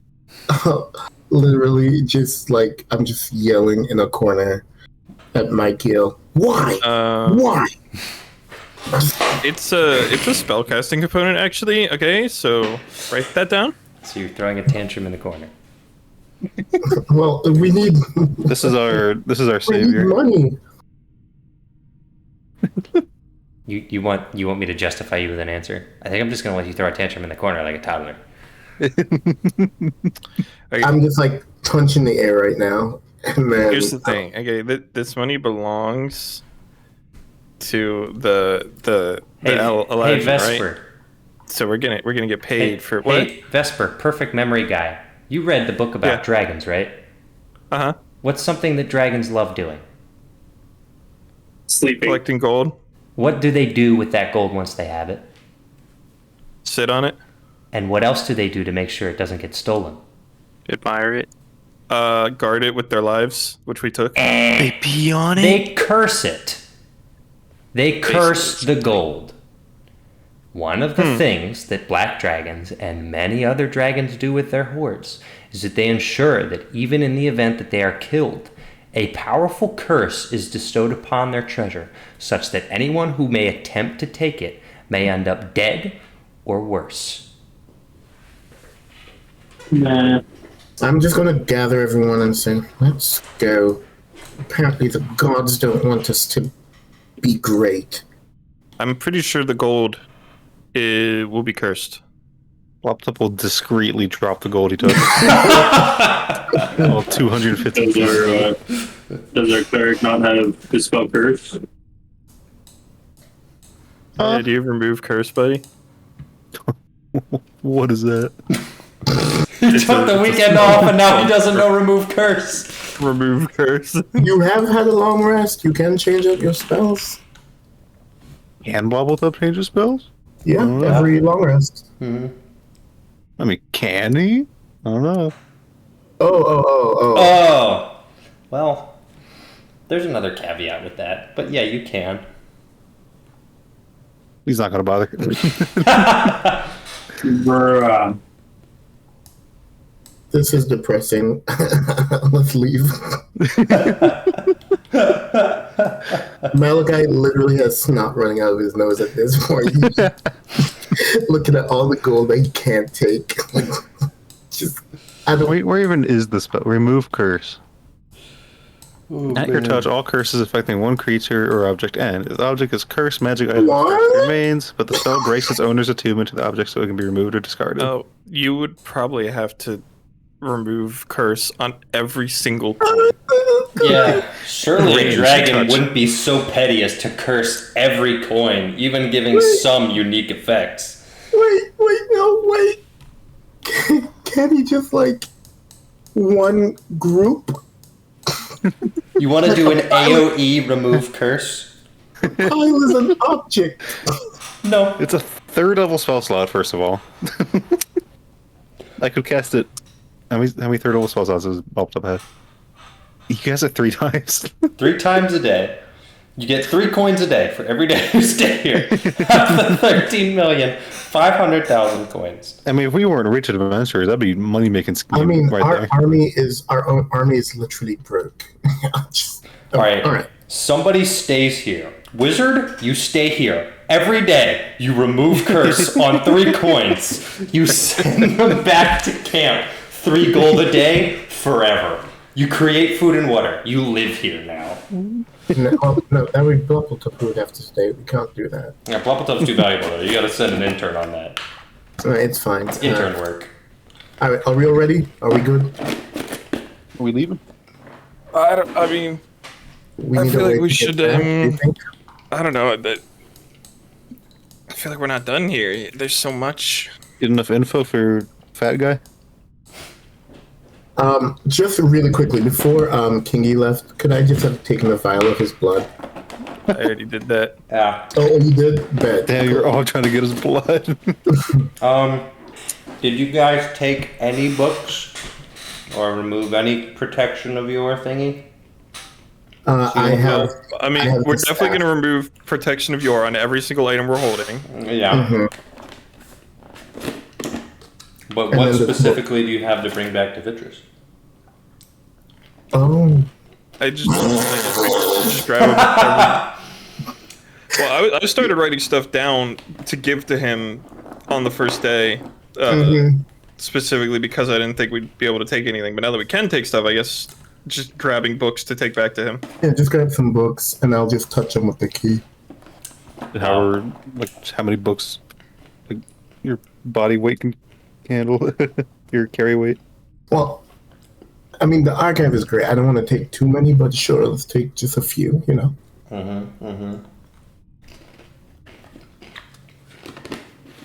And a scroll or two. Thinking. Who's in charge of picking what goes back to Vitris? Probably I Vesper. can do it. Alright. Roll a charisma check. Charisma? Yeah, you're getting gifts. You need to be socially intelligent. I thought it'd be Arcana. No, now you have to use your social skills. Can somebody else do this? Yeah, give him advantage. I have a 6 charisma. Fine. 6? Fine. You'll never believe it. The character who was built to never be surprised and see everything isn't a talker. He's a weirdo. Fine. You're a freaking weird bird. All right. Listen, Vespa. I'll help you pick out gifts. So I did this all the time as a child. Yes. Fine. Just a general charisma check? Yeah. Gotta get him good presents.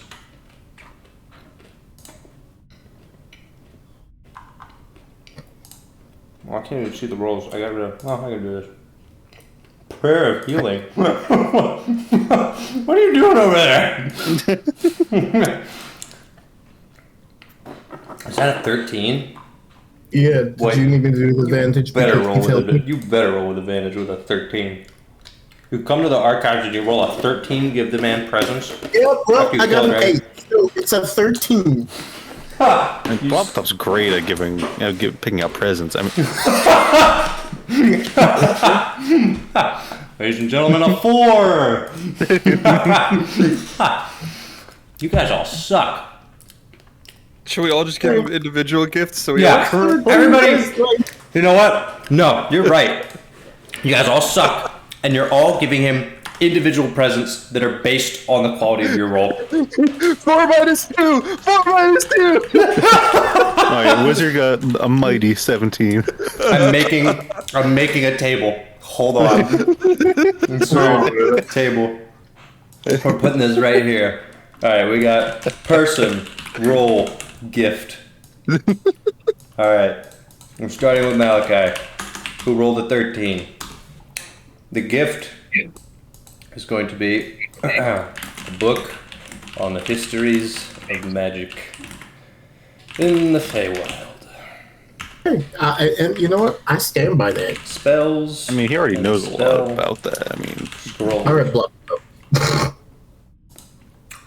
He's like, he already has like 8 copies of that exact book. I mean, come on. I want to find a book that's like, it's really, really, really dense, and it's something that Vesper finds interesting, but it's actually completely useless to a spellcaster. Like, it's just calculus. So, yeah, it's what like calculus. What book is? Oh wait, hold up. No, none of you rolled one up. What book is Vesper? What did Vesper roll? I rolled a 2. That's what I'm saying. It's gonna be a book that is absolutely useless. Field book. The one that gave you brain rot? One that gave him brain damage. Alright, Blobbltop. You roll a 4, right? I got a 4. Great. You're gonna give him Ring of Despair. You good with that? That's not a book. Zephyr also got a 4. Great. What's Zephyr gonna give him? They're really giving one of the only fictional works in the library. Useless. Hey, Wizard got a 17. The spell it describes is very powerful. 17. It's not a real spell. A book of the most powerful ritual spells ever created and cast. Alright, who else hasn't given a gift? As a whole, that's really good. Art. Oh, Dry. Parts, do you want to give Dumbledore a gift? He didn't even know about that, honestly. Yeah, of course. Well, if you don't want to be left out and you find other people going on gift finding missions, you can absolutely join in. I'm feeling very left out. Is. Alright, well, go ahead. Roll a charisma check. Hold on, let me get my character. Oh, you can have his character sign me out. I don't even know what my login is. Let me pull up my old list of Wait. Meteor's got a roll. Of awful spells. Meteor's got a roll. Roll for Dryad. Yeah, hold on. Scroll of Liquefy Steed. Alright, Meteor rolled a 3. Everyone's rolling 4s! I got Your dice are hard to read. You got a what? 19. You got 19. Wow, Parts actually coming in clutch with one of the best gifts. A book containing Dumbledore's full family history. Whoa! Well, that's fucking useless to me. But it's going to be a really good gift. He's going to be really happy about it. Alright. I don't know about that. I feel like you know history. Meteor rolled it. You don't know what that man's been through. I'm pretty sure Meteor rolled a 3, but it's not showing up for some reason. Yeah, it's right there. Yeah. Meteor's gonna give him Socks. No. I want like a spellcasting element that's like really common and irrelevant. Salt. D&D spellcasting elements that are flowers or something. Horticultural's Guide to Plants and D&D. What the heck is this? Scroll of Dispel Krill. Any krill within 60 feet? Gone. He's gonna give him a dream leaf. I don't know what a dream leaf is. That's what he's giving him. Apparently it's... is this some guy's homebrew thing? Alright, we're throwing it in the trash. It's some random guy's homebrew thing. The message needs a piece of copper wire. That's kind of funny. It reminds him of himself. Light needs a firefly or phosphorescent moss. No, he's giving him a copper wire. Alright. Is anyone else giving... Oh yeah, Dariah. Alright, hold up. Pulling out the D20. I don't know what her charisma is off the top of my head. She's probably pretty high. Charisma's 18.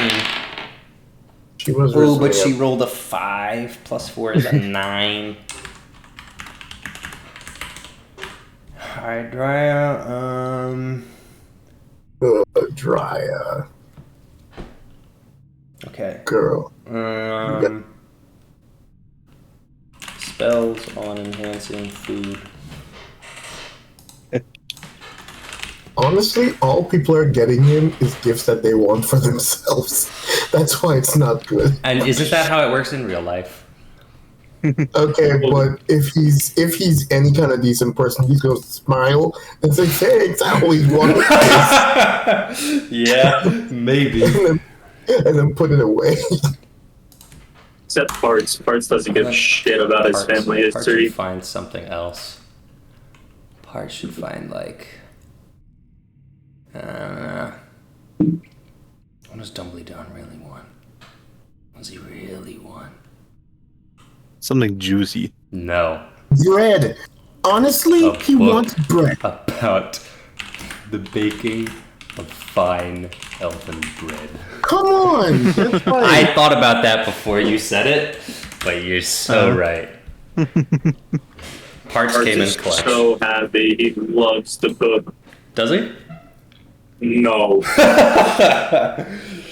He can't even make oatmeal. I like the idea that Parts like picked 2 books off the shelf and was like, frickin' family histories and baking, whatever. I'm done. And then he shows up and Dumbledore's like, this is the greatest gift I've ever received.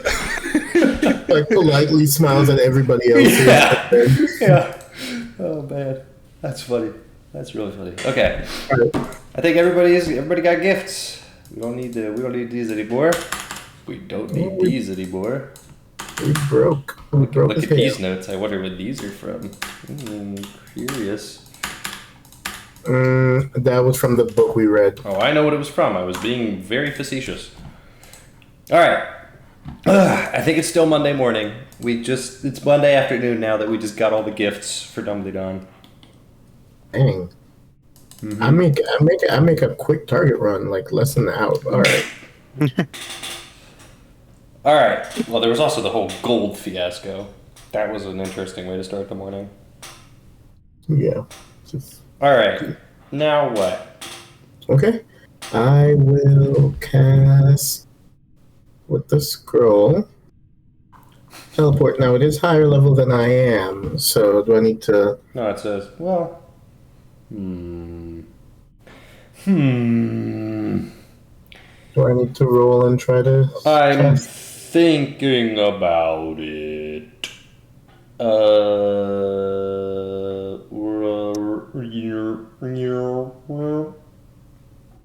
Because it's very possible we may be just living here. We should leave an item here because teleport works better if there's an item there. So if we ever get teleport, we can return easier. Mm-hmm. Well, that and now that I've seen the place. Yeah, but there's like failure rates, and I think it's a 0% failure for an item, and a 10% for an item for a place you're familiar with. Yeah, no, for sure. Can I? Oh yeah, okay, good point. The sludge of Bill is. Thank you, Nick, for pointing that out. Yeah. Yikes. Bill sludge. Yikes. The viscera. I don't know, is that going to evaporate or? I don't want to think about it. I think it's just going to become a nice stain. Yeah, I'm just not going to think about it. Okay. All right. So I have to think about this. You're trying to use a scroll. It's above your level. I have to think about how many levels above. What's the highest level spell you can cast level-wise right now? Me. Level 4? Level 3. Oh, level 3. You guys are little guess babies. level 4. Yeah. Yes, we've been MPD. Yeah, first spell is 2, Pop-Top's 4, but he's fancy. Is Bulbasaur level 9? 8. Okay. Malachi's only level 7? No, No, you're multi-classing. That's your own dang fault.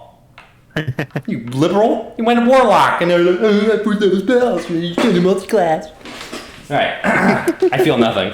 I'm sorry. I mean, I'd still only be casting level 4 spells. Yeah, whatever. So, you can only cast level 3 spells. You're trying to cast a 7th level spell, right? Right? Mm-hmm.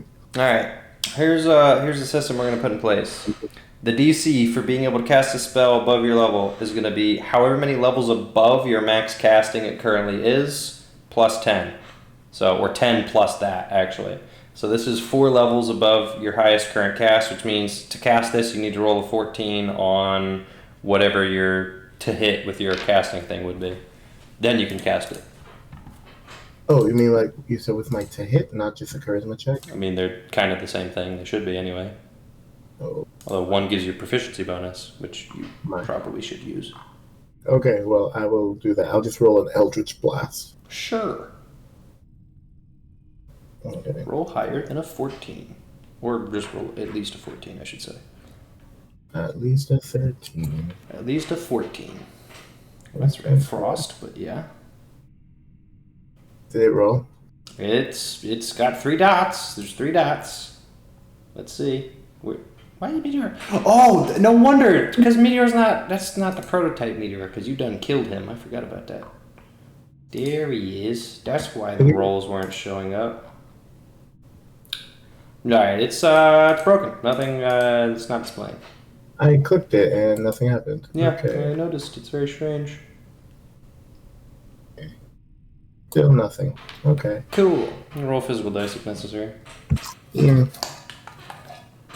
This is frustrating. We're just trying to leave, honestly. Yeah, actually.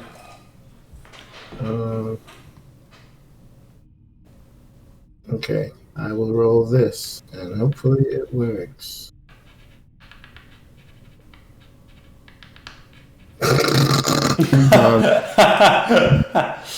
You are unable to cast from the scroll.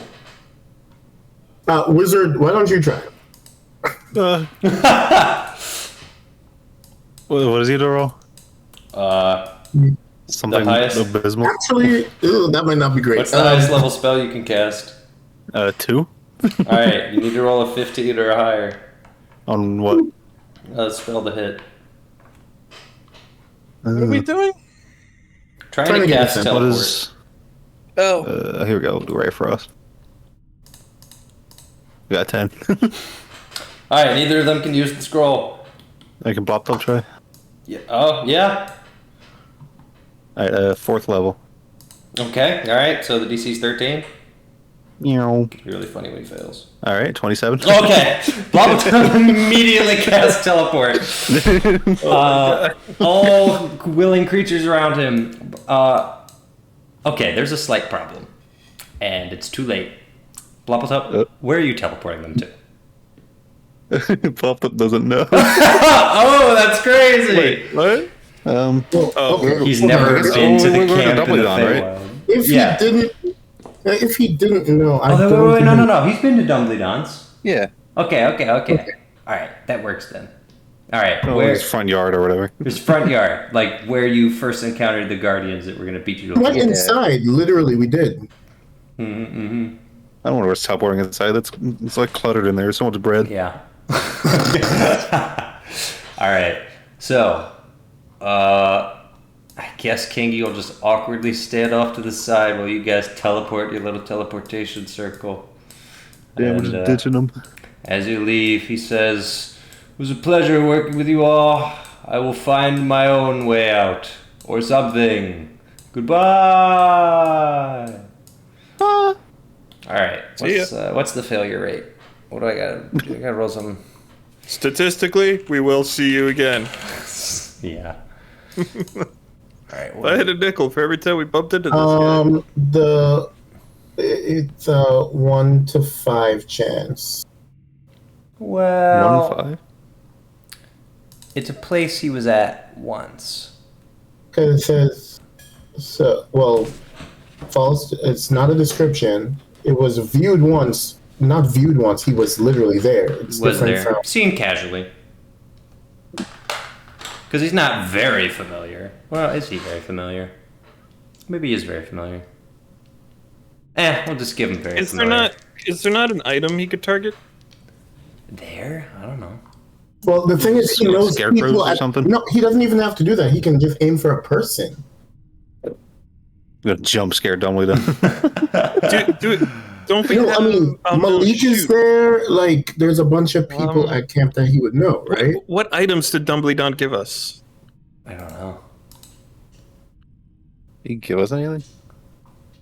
Well, we got his amulet, but Dweeby has that.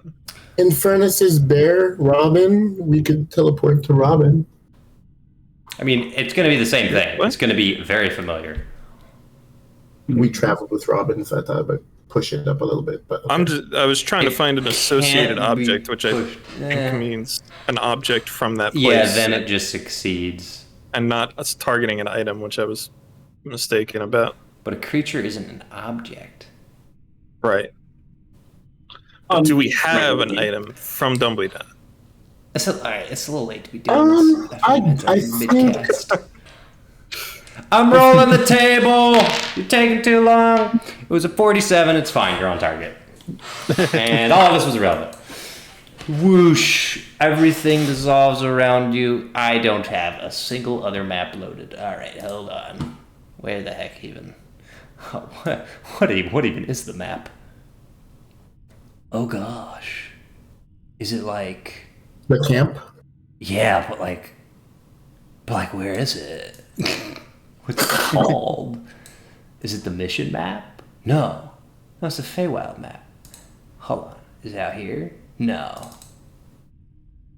Is it in part 2? Oh, I think it is. Maybe I'll just load this. No, because that's not going to have anybody in it. Alright, this is going to be a nightmare. Hold on. I think it was included. Like here. This could end disastrously. What is that? It's nothing good.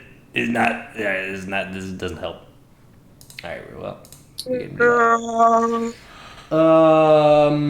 But this one. I'm pretty sure at some point I had a Citadel map saved with the Feywild map. Really? Yeah, I thought I did. What about this one? I think this was just the original Citadel before anything even happened. Yeah, no, so there's nothing going on there. 22. Because I don't remember what the last state of the thing is. Wait, you know what I might be able to do? I could just load session 19. This is what I need. I load session 19. This is it. This is the answer. Yeah. All right. No, Garfield. Who the heck am I teleporting? All right, I got Meteor. Meteor's coming out. Boom. You don't got a name. Is Dweeby here at this point? Boom. No. we'll get there when we get there. So he is dead in a cave. No, but he did have to make the trek to the cave, and it's a whole thing. And just give me a minute. I had to put everybody here, and now I can actually name them by their real names again. Oh god! I'm gonna be calling him Wizard until the end of time. Yeah. I mean, what if it even is his real name? It's not important. Yeah, we're just gonna keep him as Wizard, actually. No. Us? Not Fine. Fine, you could be Fart Boy. Oh, aggressively pink. Fine. What do you want? It was just an observation. Oh yeah, you're an observation. Oh, now I'm like eraser pink. That is Zara colors, to be fair. It's eraser pink. All right, who am I missing? Freaking Blopple. Rain, Drya, Bloppletup. Oh yeah, I forgot about Rain. Rain now. Gosh, this is gonna be. Rain didn't get a present, SMH. Yeah, she don't care. I don't think she. She's been through a lot. She has been through a lot. She got frightened twice. She did get frightened twice. It was a rough time. Alright, Rain, Bloppletup, Parts. I love how everyone's a different color now to show that time has passed and things are different now. In Cherim anime, we're grown-ups now. I'm sorry, I'm quoting ProZD. Just let me quote ProZD in the middle of the D&D session. We are missing one person. I'm thinking. Hold on. Don't tell me. He's a smear. No, he doesn't count. We're missing. We teleported Zephyr. 9 people and there are 8. There you go. Missing Zephyr. I have to. Oh, big Zephyr. All right. Everybody teleports in for the front yard, and immediately, why not? We're gonna get Percy and Kirsty Jackson walking through the field, and they go, "Hey, they're back! What the hell?" And they go, "Hey, Malik, they're back!" And they come walking over. Danuk flies over quickly. Malik runs over, investigating the group, and says, "So, is everyone alive? First of all." Wait. Yeah. The shapeshifter. Roger, the shapeshifter. He's a nice smear. Unfortunate. He fought bravely and didn't make it, unfortunately. What exactly happened? And how did you get back here so quickly? What do you mean, quickly? Oh, wait. Yes.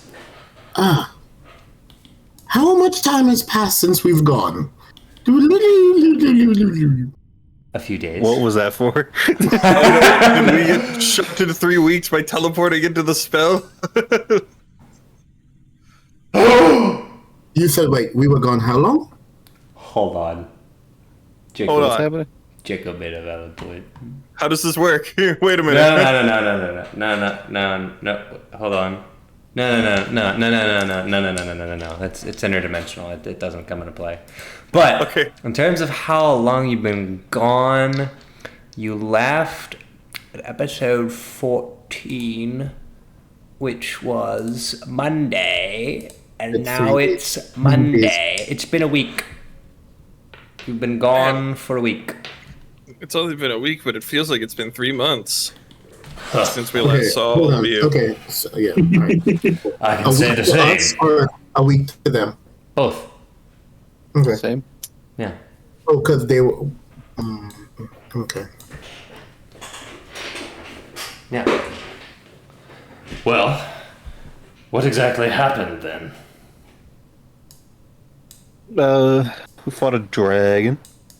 Another dragon. Well, we got that spell cast, and then I believe we Well, got Bloppletopp, as I you can can get see. rid of Dweeby Weeby stayed on the other side. We had Garfield help us with that. yes, and then on that. he Yes. is here, but he's very weak. Yeah. It's been a week. I He's an old man. know what to say. He's never appeared in the best of health to me, and it doesn't seem like he's faring well here. That's all I can say. I will check on him promptly. What has happened is I thought it best to ensure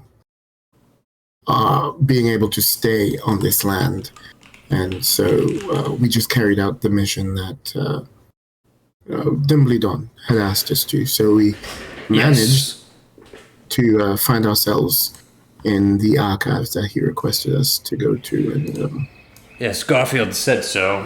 Said something about you encountering a god and almost drowning, and then That did making your happen. way north. you know, nothing much happened.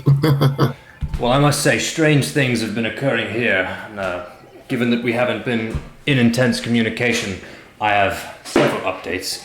No major emergencies, but you should speak to Beta. One of the soldiers turned on us, and we had to put him down. One of the executioners, to be exact. The one you were calling Todd.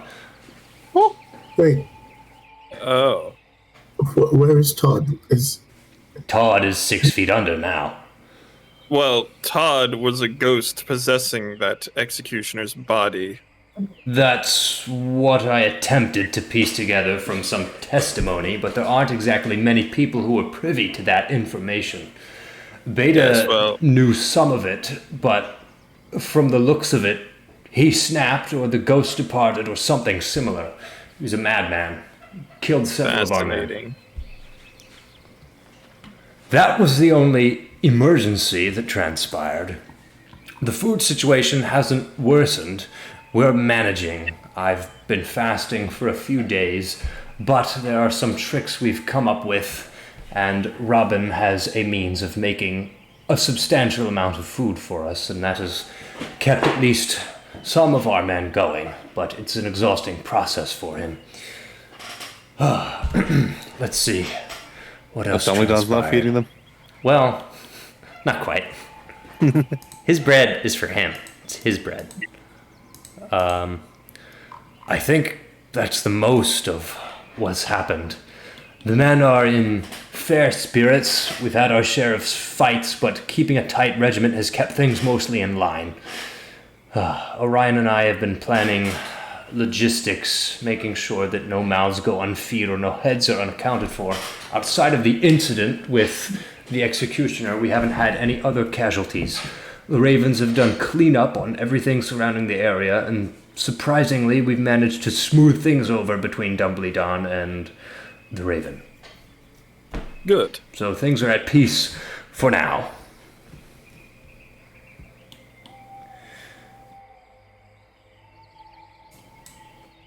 Good. Agreed. Great. Well, You'll have to tell me more about this dragon. I'm intrigued, slightly jealous. Although if it took one of your men, then it's perhaps nothing to be jealous over. It was a black dragon that had been inside of a library with every spell. Well, mostly every spell for hundreds of years. Shocking you survived then. How exactly did you manage to defeat it? well, I'm going to clasp Malik on the shoulders, and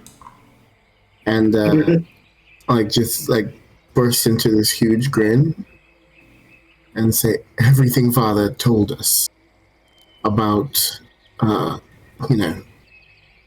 being descended from dragons. I think I met an apparition of our ancestor. That's quite something. I will tell you all about it, but in the meantime, we still need to prepare. There is, I'm not sure I told you this, but there is a small contingent of elves coming from the Chiral Plateau. Yes. And they'll be leading a group, they'll be leading a group of people who have set out to possibly destroy us, as well as Rainy. And, Brother, I assure you we've made preparations as best as we can. Dumbledore has some tricks up his sleeve as well. We're in fairly good hands when it comes to that contingency. I love the state of this farm. Let me talk to, what's his face? Dumbledore? No, well, yes, but also Garfield, because we wrote some spells down, but I think he's the only one who might be able to cast some of them. Interesting. If you have them recorded, what's to stop you from simply saying the words and doing them, and then he hits the whip accidentally? Motions. I pat him on the cheek and I go, there. Again, we'll talk. Very well. I have missed you. I have missed you, brother. What Malachi is saying is that he's not good enough to do it. Yeah. Great. Who is saying this? Plop. The wizard would never say such a thing. Two halves of the same man. One sour, one sweet. Well, he's not entirely wrong, but... Listen, I had to teleport us here. Whatever it may be, we'll talk later. For now, find Garfield and find Dumbledore, and most of all, find Beta. He's been slightly rattled. Yes. Are they all conveniently in the same location? Mostly. We've consolidated the leaders to a section of tents, but each one is managing a different district in our camp, per se. Oh, yeah, we got gifts for Dumbledore, so we'll finally make this whole thing official. Excellent. He's been very pesky about the order of our camp, where we can and can't walk, what we can and can't do. I've concealed my blade and made sure not to yell at him. And I've mostly made Orion do all the talking. It's true, it's been quite painful. Beautiful. Sure, I'll go over. And the rest of you, if you want to come along, it's fine. If you just want to settle in, and we'll soon make preparations for the rest of you who need to get back to Dweeby. All right. So, you're going to find what's-its? Mm-hmm. Well, Dry's gonna stop and greet Malik. You know, it's her brother-in-law after all. Yeah. Sure. Yep. Mm-hmm. All right. Ryan's gonna walk with you because he doesn't have anything better to do. Oh, also, where am I kitten at? Oh, you want to go back to Malik after walking over and ask him where Umbra is? Did you forget something? Where's Umbra? Oh. Yes. Umbra has been quite a difficult task to undertake. I've been managing it. I don't know whether it is a he or a she, but it has a temper, and it gets up to trouble. And on multiple occasions, I've caught it in the fields. Well, more specifically, others have caught it in the fields. It did attack a soldier, but they were fine. We're keeping it cordoned off. It's in a little pen right now. It should be with... Who did I leave it with? I think it's with Garfield, actually. Seems to have taken a liking to him. I'm not a pet owner in real life, but, like, this would infuriate me, right? Probably. Okay. Well, we'll deal with the serious business first, and then I'll check on Umbra. Okay, cool. Perfect. You might encounter it if you find Garfield. So, two birds, one stone. Yes. Fantastic. Alright, you walking away?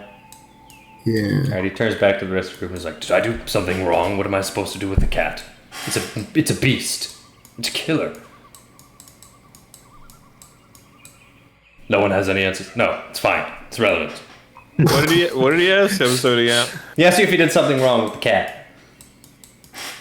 Oh, I don't know. He's just gonna move on. He's gonna tell Dumbledore that you're all here. -2 charisma. I don't know. Yeah. It's weird. Alright, well, Rain's gonna follow Malachi because it's bodyguard. Dry's gonna follow Malachi. I'm gonna go to... Vesper's gonna go to... Uh-huh. Yeah. Me too. Vesper is going to go as well. Okay. There you go. Jeez. But what about the rest of the horde? I have to give a present to Dumbledore, so... Oh, you're gonna go do that now? Oh, wait. Which one? One of us has a good present, the other doesn't. Okay. So we'll both go. Okay, great. The Johns. Meteor is just gonna follow Bloppletup, I guess. What's Zephyr doing?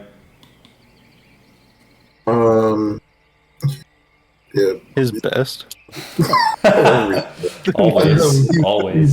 He's gonna go with the group into the farm. Into the farm. All right.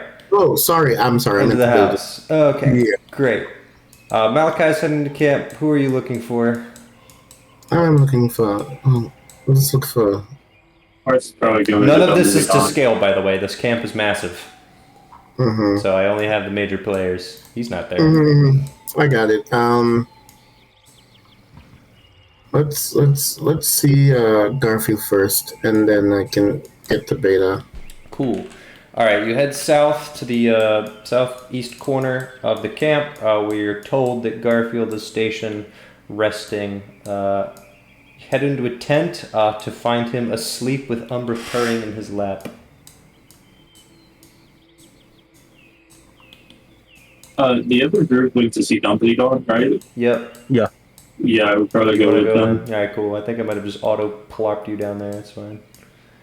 Rain will just bodyguard outside the tent. Orion will head in. Dry, Vesper. Maybe I'll stay outside, like just outside the door. It's not to scale. Okay. Alright. This is a massive camp of people. It's symbolic. No, but this is a really funny. Everybody get in. Oh, Garfield! Here, I'll draw a little temporary something because the tents are probably like this big or something. But yeah, there. He's asleep in a hammock. Nice. I'm gonna gently try to wake him. Oh, you've returned. I see. Good to see you alive. And same. Thank you again. Yes. I have your foul beastie. Okay, well that's a lot. Yes. He sits up, stretching his back and putting his arm on his spine. So first things first, we just wanted to ensure that we were amply prepared. I kind of look at Vesper and in case of incursion, attack, infiltration. Yes, I've spoken to Dumbledore on that matter. We have a few items that we intend to enact on. The first of which is a major illusion, which should conceal our presence, and the second of which is a series of alarms that we will assign to a few key casters, such that any incursion nearby can be quickly detected. Those are our first lines of defense. And next, there are several traps that we can spring, although I am hesitant to use some of the more volatile ones that Dumbledore has suggested. Delayed spells. Infernos that can be unleashed upon the triggering of a step. It would melt anyone who steps within our vicinity. I find it immoral and concerning. The alarms and the illusions I understand, but automating death is not something I wish to encourage. Speak to Dumbledore about it, please. He will tell you what he's planning, and hopefully you see the wrong in it as I do. Certainly. Has there been any change? Any sort of... We don't know exactly what's happened here since we cast the spell. Well, things have gone on mostly quietly. The biggest event was an executioner wreaking havoc, but he was put down most swiftly. I don't think too many died before he was culled. In terms of the land and food, we've been faring well. I've been chipping in to create some food here and there. Our rations have run low, but we don't want to become over-reliant on that. It's quite a burden to our casters, particularly if the enemy can strike at any time. We don't want to be low on spell slots. Outside of that, things have been thankfully quiet. On that note, I'm going to look at Drya and Drya, would you be able to work with our druids and see what we can do about speeding up crops, growth, that sort of thing? Possibly. The magic here is quite strong. More strong in many of the places we've been. Certainly more than the dead zone that we were in for that time in the Citadel. It's very likely that my powers will be enhanced here. But I'm not sure what process Vitrus has for his crops. Are we even allowed to touch his fields? Garfield says, no. He has been most restrictive on our movement. His guardians are the only ones who can go in and out of the fields. They have very specific paths that they follow to the very step. We have not been able to touch the wheat, enter the fields, perform any sort of fortifications within that segment of land. Most of what we have done has been on the borders of his territory. And have we not begun developing our own plots? That has not been proved as of yet.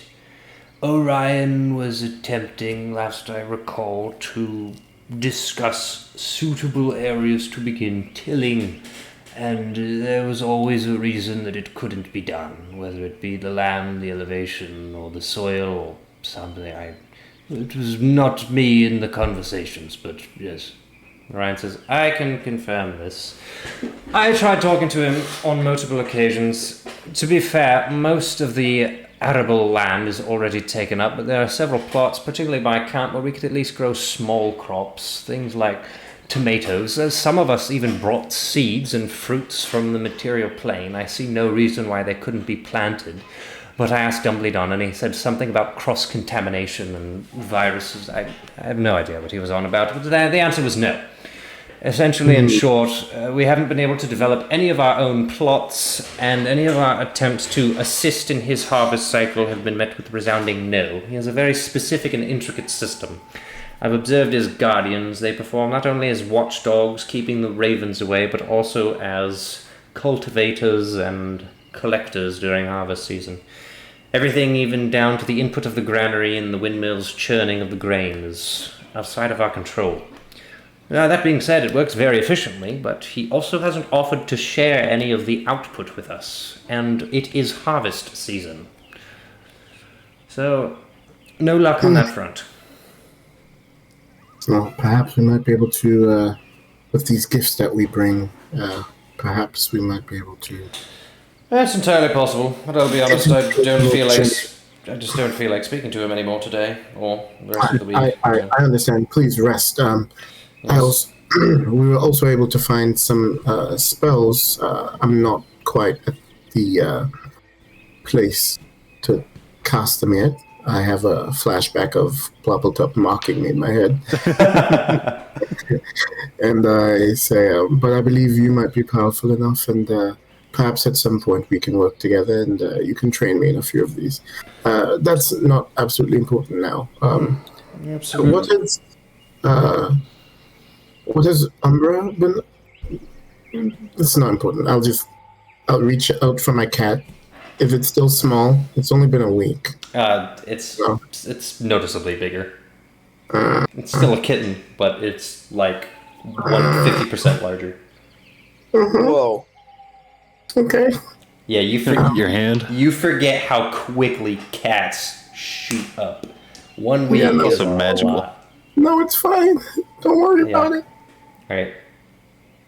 At first, as Garfield hands it over to you, it's a little awkward and it's going, but then it smells you and remembers you and latches onto you and purrs.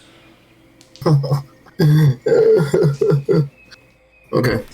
Quite the troublemaker you have there. Do keep an eye on it. Yeah, absolutely. Yes. Okay. I'm going to roll insight. Are you at all concerned about what I just said? I rolled a 20, a dirty 20 on insight. Were you genuinely concerned at all? John is concerned. Is Malachi concerned? Is not. Garfield frowns at you disapprovingly. Malachi's just a rambunctious. Malachi's like, he's just a rambunctious little guy. Yeah. All right. So is this a? Remind me. Is this a displays for bees kitten? Yes. Yep. Yeah, displays for bees. Yep. Okay. Yep. Very cool. He wanted this. He asked for this specifically on multiple occasions.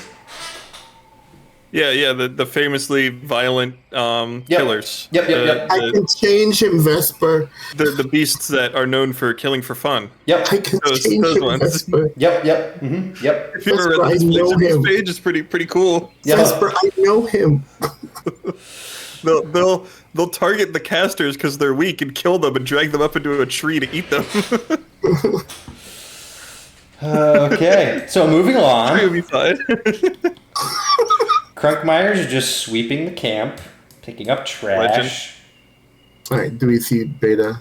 Yes, you head further to the center of the camp where Beta is stationed with Saul and his other brothers. Just gonna wave at the Raven as we pass. Yeah, sure. As you approach, Beta says, "Well, long time no see. I'm sure you've heard the news." Yes, where's your brother? Saul is out on a walk. He's been recovering fairly well. Regained a good amount of his strength. Excellent. So, fill us in. But first, of course, how are you? I'm holding up. I'm just questioning what's going to happen in the next few weeks. A lot of this is outside of my purview. I've been involved in discussions. I'm still a brigadier general. Malik has been calling shots. Much of the conversation has been between Vitris and Garfield, talking about spells and armaments beyond what I or any of my men could physically provide. This is turning into a psychological war, which I've been through before and I'm not looking forward to going through again. But bloodshed isn't particularly favorable either, so if a conflict can be avoided, I understand if they're taking steps towards that. But what I've been doing is I've been reassigned a specific regiment of men. About a quarter of the generals are under my purview. Most of them are stragglers. Malik has been maintaining control over his men from Kuni Greek. I have the newer recruits, those who are commanding from any of the other noble houses. I have the strongest ties to them. Some of them I think I've met before, but none of them I've served with directly. Rapport is all right. Men are in fair spirits. Food hasn't been too much of an issue. The bigger problem was when Todd, who was directly under my watch, started acting a little bit strange. I don't really feel like I ever got a good idea of what was up with him. Wasn't he possessed or something? Correct. Yeah. So first, I'm fairly certain that whoever that executioner was a son of Victor. Not that I would know that. When he snapped, he started speaking differently, but it seemed like he was mostly in fight or flight. And I was a primary target. I think I might know what happened.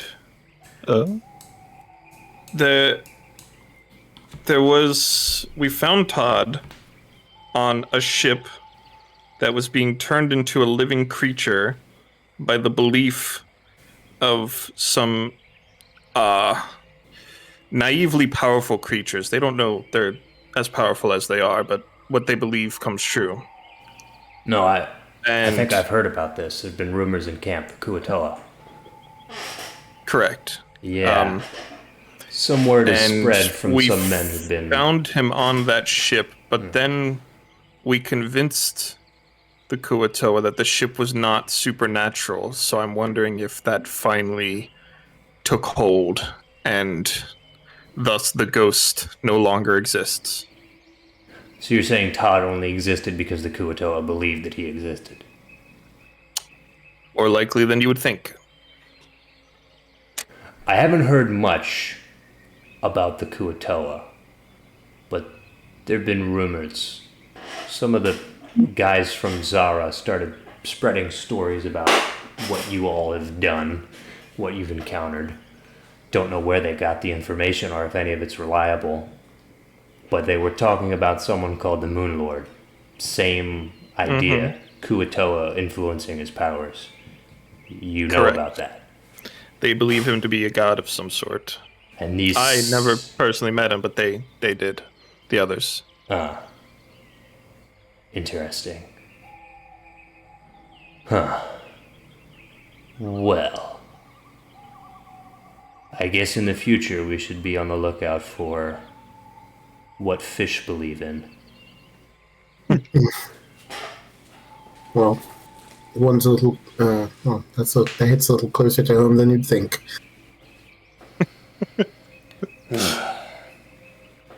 Well, I don't have much else to say. It was a little disturbing having to put down another one of my brothers, but to some extent it seems like he was long gone. Out of character, was there another one? Because there was the possessed one, but I feel like there was another one that was captive and wasn't possessed. There was one that was captive from the camp. Did they take him in? I don't remember. I can't remember either. I feel like they did. It was just from forever ago. He would have been like a political prisoner for a long time now. Yeah, they had him tied up, and we tricked him into having a friendly conversation with Todd. Yeah. We pretended that Todd was one of them. I have to go rewatch that conversation. I don't feel like doing that. I'm just going to say he was executed at some point. Because, honestly, Yeah. Oh yeah. We don't want to deal with them. By the way, I guess He was 3. No, he was the original 3. I think that's correct. I don't remember if he gave his name though. Yeah, I was 3. Like I said, I wasn't in there for long, and I'm the original 3. They didn't replace me like they did 6, who Todd was pretending to be 6. Yeah. Interesting. Yeah. You guys remember how when you killed the one executioner, he came back as an undead? Yeah. Yeah, that still happens. So Beta also had to deal with that. Just so you're aware. I was gonna say, are you telling us that because it hasn't happened yet? No, I'm telling you that because. All right, so yeah, Beta's not like. Well, actually, who has a passive insight above like 10? Me. Isn't that like most people? Yeah, Beta's like not doing well psychologically. Like, and for those of you who experienced what happened to the Executioner Knight that came back, and you're playing this out, it is very likely that they had to deal with the same thing, which is the undead corpse rising again and striking as a zombie. Althoff's not even here. Oops. Yep. Well, it's a good thing I didn't have to deal with that and don't know about it. Yep. No. Yeah, good thing your characters have other trauma that they had to deal with and died. You got better. Yeah. Yeah, okay.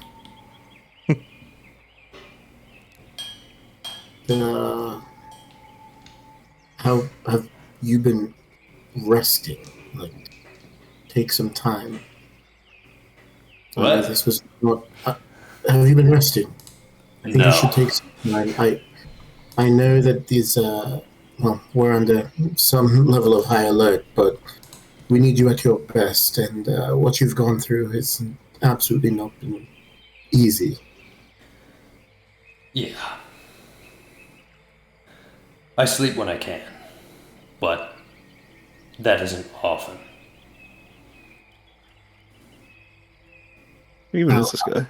I'll talk to Malik, and we'll see if we can find someone to cover you for some time, and then you definitely should.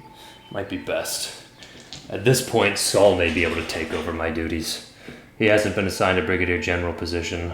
I've just been taking care of him, but he's faring better than I am at this point. Yes, when he gets back, let him know we'd like to talk to him as well. Sure. Keep up the good work. All right. He kneels, puts his left arm on his chest, and then stands up, walks away.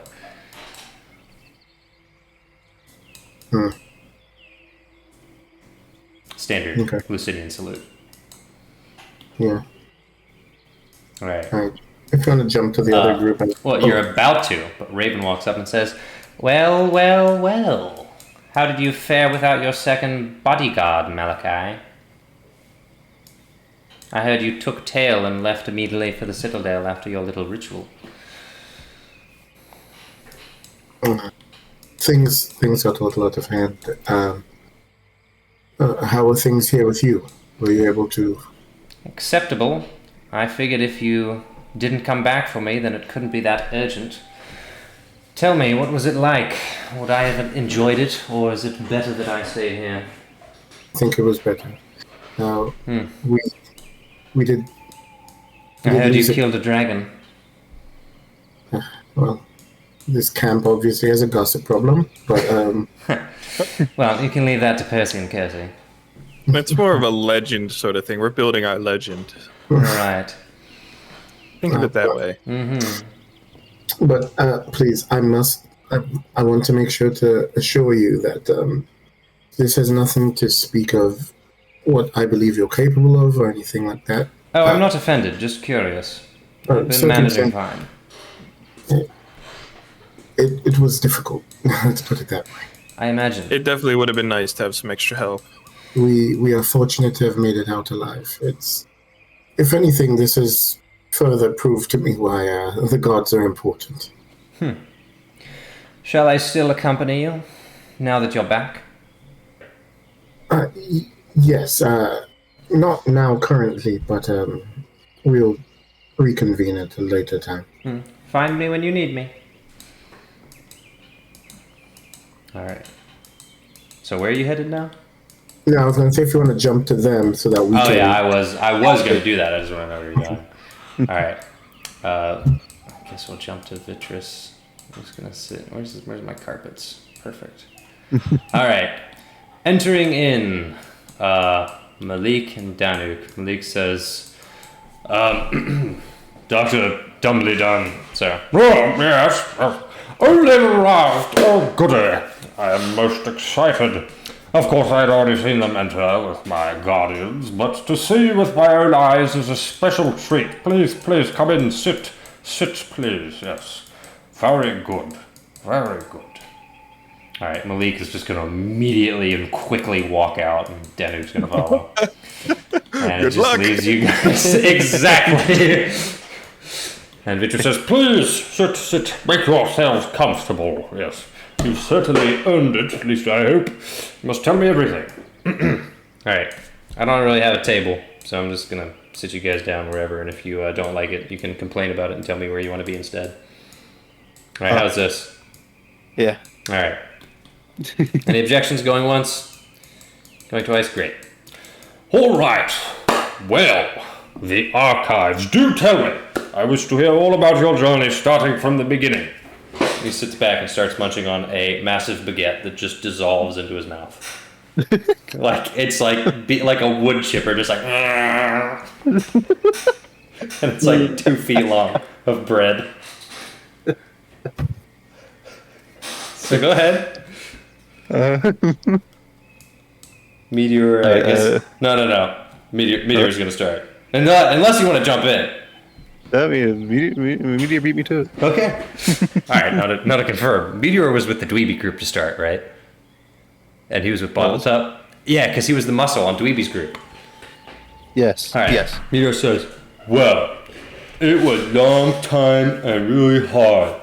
But where it started is when I walked with Bottletop and DB to go to the cave. Because we helped him to get his stuff. And after the elf came and he said we got to help Malachi. And I said I can't help Malachi. And then Bobbletop and him, and he points to Zephyr because he doesn't know how to say his name. And we went to and he points to parts. And he points to parts. He said, so we all went from the teleport spell, which makes you go different place. And Vitrus is enthralled. He goes, yes, of course, it's different place. Yeah. He goes, and so when that happened, we left, but it was in the water, and I can't swim, and he couldn't swim. And it's just all the water. So in the water we can't swim, but then he's sinking, and then the crab came, and there was a big crab, and the crab, and it took us, and we stayed on the crab, and then we went to the forest, and the crab took us to the forest, and then we found Malachi, and then they were in the forest, and it was really dark and scary, and there were some weird elves, and he tried to kill us, and then we stopped him, and then we walked for a long time, and it was a really long walk, but then there was bright, and they had swords, and they was yellow, and they were angry, and so they took who'd they take? This feels offensive. Why is it offensive? I don't know. Okay. He has the comprehension of a toddler. Okay? If you ever listen to a toddler tell stories, this is what it's like. Alright? You just haven't been around enough toddlers. So, unless someone's going to interrupt him, which can happen at any time, I'm going to keep going. Anytime, guys. But I'll keep going until then.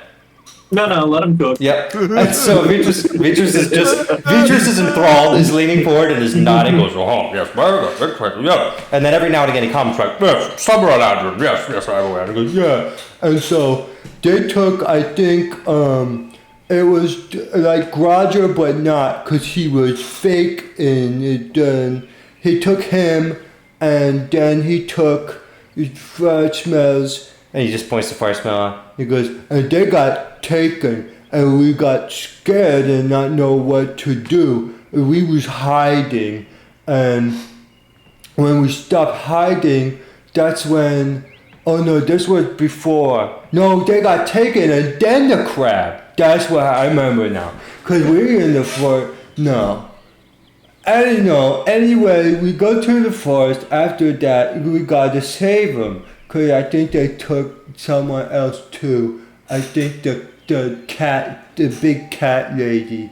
And so then we got to walk a long time. We had help from the other elves. They were selling stuff, and his friend tried to kill us, but they was not mean. So we walked with them, and then we get to the city, and it's real bad, and everybody's mean and really sad, and so we didn't know why everybody's sad when we walk around, but we end up walking to find somebody to talk to, and we go to a building, and there was he was orange, and he said nice words, and he was friendly, but then we said we found the yellow, summer ladron angry, because they yellow, they glow real bright. He was the king. Oh, the king, yes, of course. The political systems. Yeah, but also the council, and they were sad. So the king was angry, and the council was sad, and the orange guys was friendly, but the king was really mad. And something about, I stayed back, but when we found Kingy, my friend Kingy was there, and he's a strong guy, and he helped us and found somewhere for us to sleep. I don't sleep, but everybody else sleeps, so I stood in the door because there was no door. So I had to be the door for everybody so that nobody could come in while we were sleeping. And he goes, very brave of you, yes, very brave. Yeah, so, and then when we had slept, and when we woke up, Malachi had to talk to the king, who I think he said was mean, but it was okay, because then we found a door to the archives. And when we got in, it was weird because he had to cut himself, but he got into the door, and it was really dark, but he went through the dark, and it wasn't dark anymore. And we went in, and it was big, it was really big, and there was a bird, and he said a lot of stuff. I wasn't listening, and then we walk around because there's lots of spells. What kinds of spells is it? The big ones. All of them. Yeah, and so there's so many spells that were really exciting. Malachi was really excited, but I was with Kingy, and then something happened where they walk away. And then it turns out that the owl was the dragon the whole time. And then there's a dragon. You fought a dragon? Yeah, because he was the owl the whole time. And they found it, and then we started beating him up. And I don't remember what happened. I just punched him a lot and fell down. I got hurt really bad. And then my chest was broken. So I sat on the floor, and it was really hard. And I think he killed the big Roger. It's not real Roger, and it was sad. But I was on the floor because he stepped on me 18 times, and then Bubba fixed me. But it took a long time, and then I started to feel better again. But then, because the dragon went away, they didn't know how to get in because it was magic. And it was, I don't know, it's the magic, but they would talk a lot about how to do the magic. And so I just walked around and looked at stuff, and then if it took forever, but they fixed the magic, and then we walked in, and there's another room, and it's got all these people in it, but it's frozen. And so there's all these halls and stuff in the halls, like monsters and stuff. But then we go to the end, and there was dragons, but there wasn't any dragons except the statues. But the one dragon was real, and he was shiny, and Malachi was really, he was very excited, and so, but what? there was, But there was a guy. And Vitros is very confused at this point. but then there was a man, and he was the dragon because he was pretending, and so he came back, and then Malachi said, "Can we be friends?" And he said, "No." And so we had to fight him. It was really hard. I grabbed him, but I fell off and hurt it on the ground again and smashed it. And at the end, there were all these things flying around. But Kingy said something, and the big dragon came, and still the little dragon got scared, the black dragon, and then Malachi killed him with freezies, and then we all won, and we felt better, and then we walked around, and then I did nothing for 3 days. And now I'm we're losing here. my mind. Please. Alright, Vitros goes. Yeah, that about checks out. Well, It cooked. that was the most interesting summary. I must say, I have never been able to concoct a guardian quite as intelligent as this one. He truly is a paragon, and I do mean this, a paragon of raw intelligence. I've seen nothing like it. Now, some of you may mock him. I see the looks on your faces while he's speaking, but know that I've never encountered a being as quick and with such a vocabulary as this. All of my servants are merely puppets, of course, that I control and scry. There's no meaning behind what they say and do. It's all pre-programmed, you see. But this is different. It is as he has a very soul. Most intriguing. The unfortunate part is I only understood about 50% of what he said. So, Yes. but so far as I understand it, there was a dragon, and of course you slayed him, which is most impressive. You entered the way to the archives in one way or another. The citadel, of course, was a mess. It was under the influence of the black dragon. It all checks out. And you managed your way to the archives. And tell me, were you able to take anything back with you? I do hope there's something for me to read or see. Yeah, we all brought something for you. Oh, most excellent. I would love to see them. I popped up. Oh no, Pulls out. FS is going to give his first. Okay. Is this about when the rest of the people arrive? Oh yeah, because Meteor's speech was like 20 minutes. Yeah. And nobody stopped him. And he kept going. And yeah, I don't actually. Somebody's gonna have to get a recording of that and see how long that was. Because I just want to point It was out, that long. none of you stopped me. Francis' And, you know, palm is pretty much melded to his forehead at this point. I would have loved to stop you, but I wasn't in the room.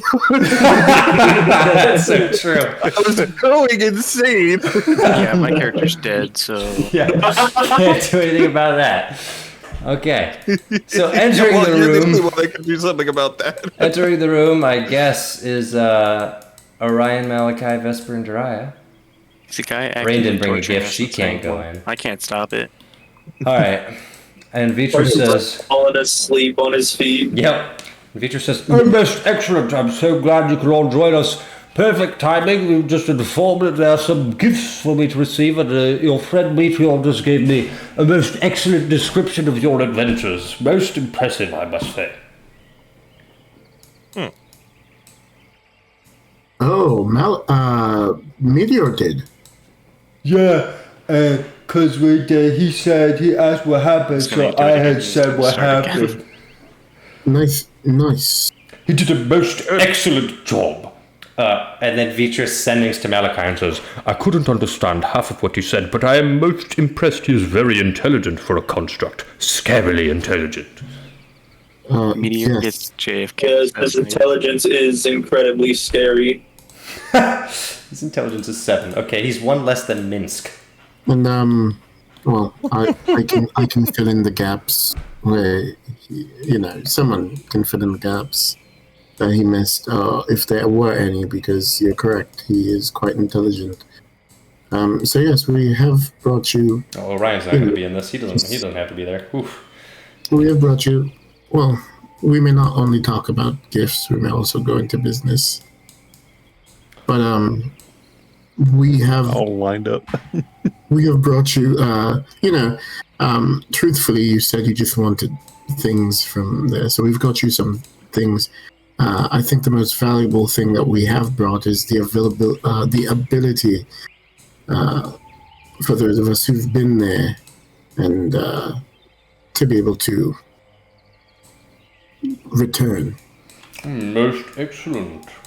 And by what means would that be? The teleportation spell, I presume? Did you set up a teleportation circle? No, that is the plan. Oh, yes, most excellent. Yeah. Very good, very good. And that is simply the plan. What exactly were in these archives? From what Meteor has described, there were various halls with monsters, but also various spells and books, I presume? Libraries, yes? Yes. Yes, actually. Most excellent. May I see anything you acquired from said libraries? FS will bring his over. Alright, FS brings a book of ritual spells. Richard says, oh my. Oh my. He drops the bread and puts the bread on the table for the first time. His hands are free and he starts combing through the book. He says, oh, these are most exquisite. These are most exquisite. You know, something that very few spellcasters understand is that nearly anything can be achieved through the magic arts, and the spells which are cast quickly are merely those which are most convenient for the weave. Whereas true spells like the one I taught you out in the field that you, the time bridge, shall we call it, those are but a sampling of the power that a true wizard can achieve. And then he's pointing to the book. It says, this chronicles various means by which you can alter the fabric of reality itself. The true generalist spellbook. Yes, this is most excellent. A fantastic gift. Yes, and it is in fact such a fantastic gift that I was wondering if perhaps just simply because of the dangers that we faced were far greater than we expected. We just thought, getting into the archives would be difficult enough. No one anticipated having to deal with an ancient black dragon as well. And so, as generous as you have been, I was wondering if perhaps, as a sign of goodwill and our continued relationship, we could come up with some sort of system. Our group here is running low on supplies, in particular food. Hold up. My noise gate's broken. Which means the audio might suck. It's on OBS. I see. Uh-oh. Well, we're going to deal with that when we get there. Something system food. Yes. Well, you see, Orion has come to me asking about whether he can contribute to the fields. You must understand, of the fields that I have, I run a very, very tight operation. And there isn't much land that is suitable to farm outside of what I already have, unless, of course, we go outside of the plateau. Now, I had mentioned, at least if I recall, that to the east there are plains which could be arable. The issue is that they are haunted, and unless we find a way to drive away the spectres haunting them, we cannot acquire more farmland. Now, should your intruders arrive, I would recommend keeping everything within this plateau, but that being the case, there simply is not much more land for me to give for farming. At least not that would give you a substantial yield. You seem to be doing fine for food on your own. if necessary, I could spend a few spells to rummage up some additional articles if necessary. You got like extra nerdy there. Sorry, is there a problem?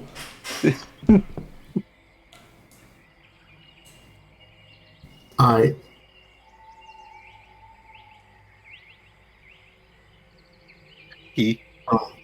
that is an interesting proposition. As it stands, in the case of an attack, our people need to be at their most prepared, and as it stands currently, they're using some of their spellcasting abilities to provide food for the camp, and this may be a necessary part of the process, I'm afraid. I have no food to spare. My granaries run empty. No, they do not. He has so much bread stacked up. And my storages run low. He has so much bread.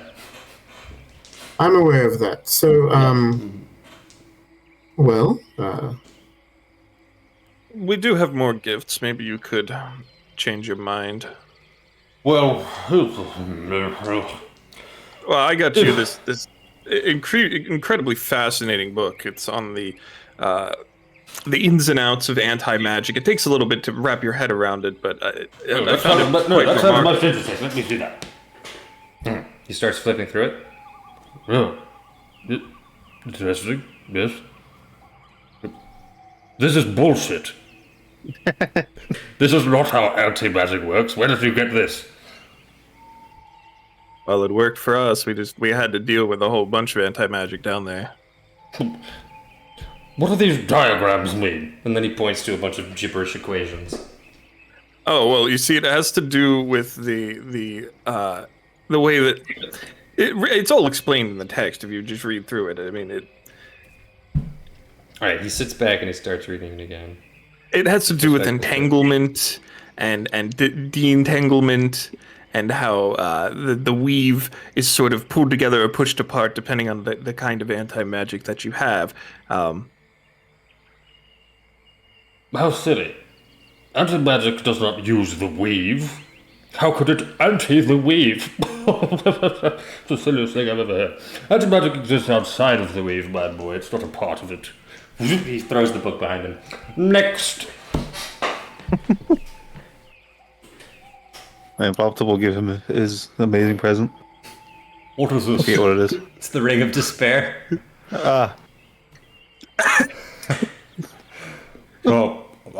He tries to put it on. I believe my hands are too large for this. His finger is way too fat. Alright, he throws it behind him. Next. I guess I can go since we're all giving books out today. Oh yes, what do you have? That's interesting. Well, I found this book and it's basically a recipe book. It's got some really nice ones though. Interesting. I think. Recipe book. I think. He lumbers, he floats on his carpets over the table, lumbering over to grab it, like, stretches his hands. He grabs it, and then morbs back over to the other end of the table. Poor Dry got like smushed. Yeah, she was like, and then leaned into Malachi. Forklift beeping noise. Yeah. Right. And then I also found this other one, which, I mean... He morbs over. Right. Yes, I'm using morb as a verb. It's a real verb, look it up. Alright. He's flipping through the books. First one he's looking through is the cooking book, and it goes, Goodbye. I didn't know you could have that temperature. That was interesting. Oh. Sergio! Alright, and then one of the guards immediately comes up. And then he hands him this book and goes, Memorize this. Start making this bread immediately. Alright, and then Sergio goes back. He goes, well, this is going to prove the most fruitful thing you've returned to me yet. My mother told me of an ancient bread much like the one just described, magical in its properties, able to heal wounds and restore memories, insane things. Prepared with completely mundane ingredients. Too good to be true, if you ask me, but this has a recipe for it, so why don't we try it out? Seems very precise. But that is the most excellent gift I have been given yet. I don't see how anything could possibly top that. And he picks up the other book and he goes, "Oh my. Is that my surname? Grandpapa?" "Oh, yes, of course." And parts read Elvish. Did he have any clue? No, absolutely not. He picked 2 random books off the shelf. Canonically. That's what happened. Yeah. Right, Parts? Yep. Yeah. Oh, absolutely. I picked up one book. I saw food. I said, "Oh." I picked up another book and I said, "Yeah, he'll like this one." Yeah. Richard starts coming through and he goes, "This was most fascinating. This describes the line of my family that traversed to the Citadel before my exile. Fascinating. You see, I've been cut off from my family for many years, living outside of the Citadel. I knew the wretched pile of filth it had become, not that it had been infested by a dragon, but it appears that this chronicles my entire family line stretching back to the calamity of 2. This is most impressive. I had no idea there were such major players in Elvendom in my own family. But thank you. It appears that you've given me much more than I ever could have asked for, or that I even knew that I wanted. I am most grateful to you. What is your name, young man?" Dragon Obliterator Part. Yeah. Destroyer of Dragon Parts. Oh, well, the most fitting title from what I have heard of Meteor's description. Well, that is most excellent. And although these are amazing gifts, I do hope that there are some more magical gifts in store for me, although that bread, of course, counts. So what else is there? Malachi and Dry. Should Dry give her gift? Mm-hmm. Alright.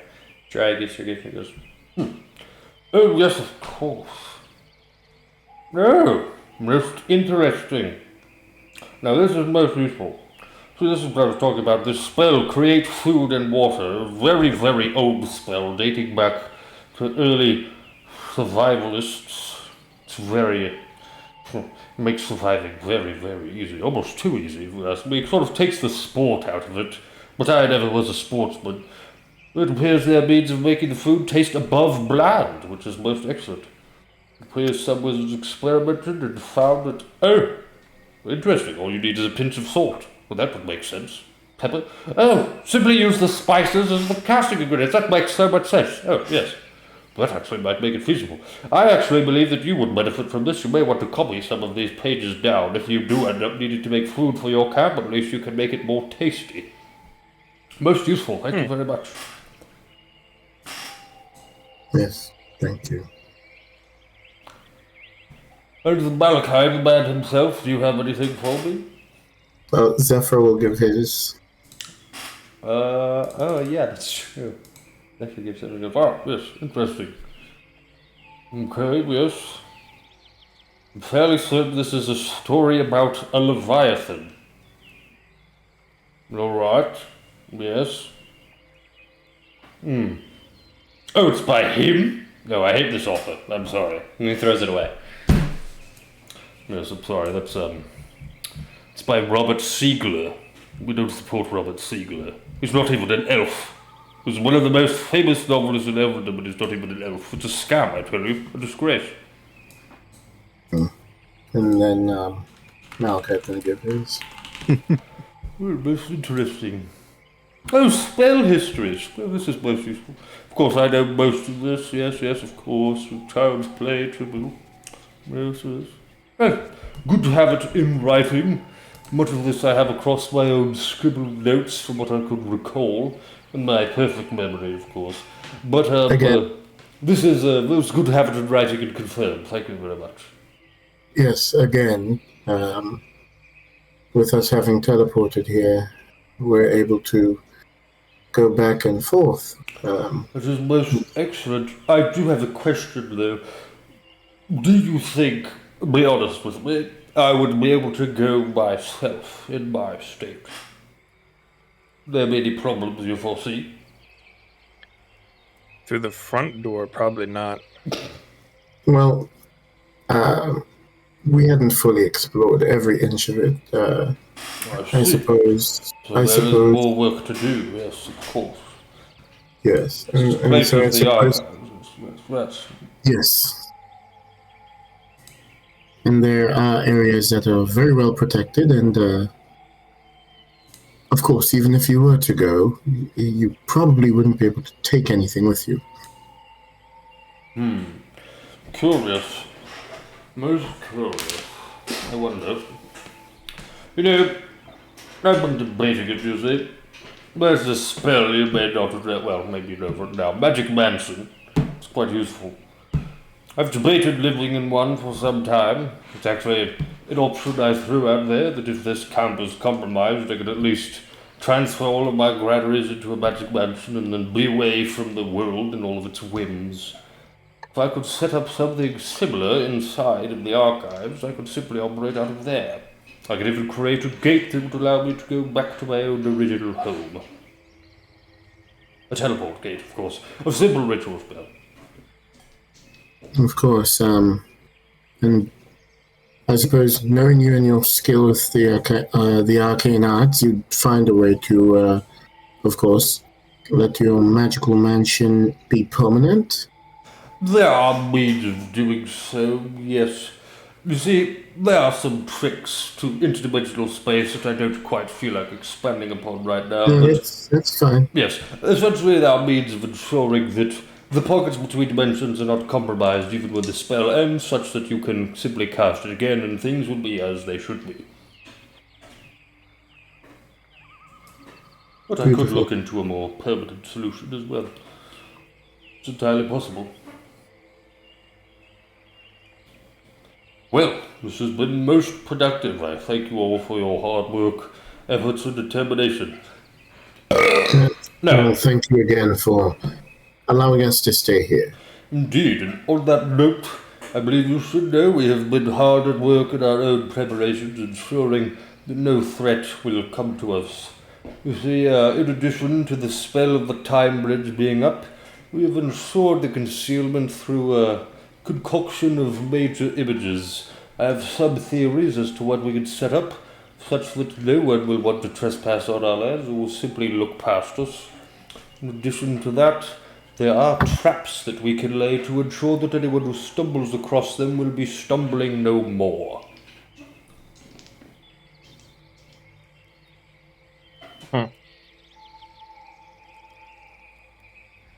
Do you mean to end anyone or just to capture them?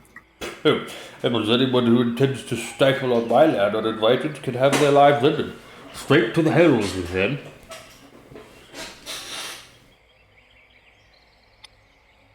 Well, we are. Yes, go ahead. I just think the most secure option, you understand. And not only do we need visual protection, but the threat must be eliminated. Now there are means of making it non-lethal. For example, I could set up a simple plane shift spell that would take them right back from whence they came, but it's unknown whether that would stop them from simply casting a spell again to return.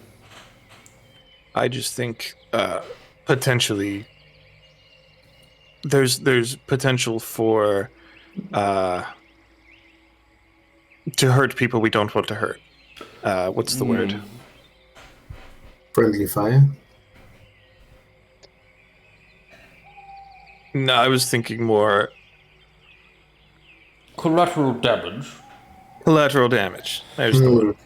Well, truthfully, one of the people we expect possibly is a member of the High Elven Council.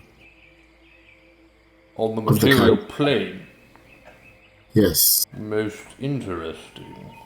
And as powerful as you are, I don't believe we want to start a war with the elves of the Chiral Plateau on the material plane. Very well.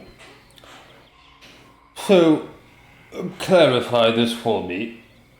Are these people who are coming potential allies, a mixture of friend and foe, or unknown? Yes. A mixture of friend and foe. Yes. Potentially. Most curious.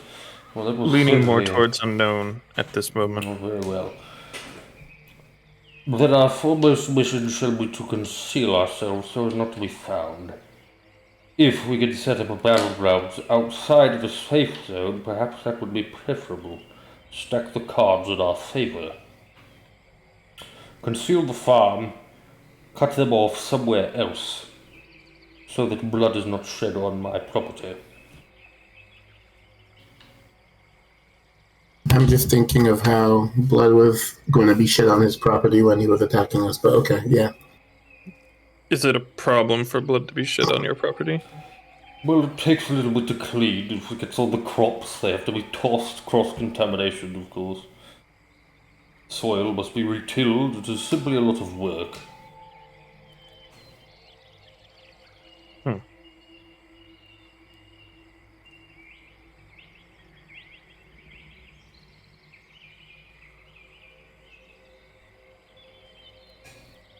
Well, I believe at some point I will need to get in touch with the Elven Council again. Well, I believe we may be due for a reunion very soon. I say to Bloppletop and to Vesper and to, well, everybody there probably has met Callie. Nope, they have not. Say it to Bloppletop. Meteor. And Meteor, yeah. Yeah. Well, Vesper met Cagliari's head and delivered it to Orion. Yeah. I met Rainy. Rainy's there. Yeah. Currently, they are each other. I mean, for its brothers. I forgot about that. What a nightmare. I have not. I think it's going to be a nightmare. It is going to be a nightmare.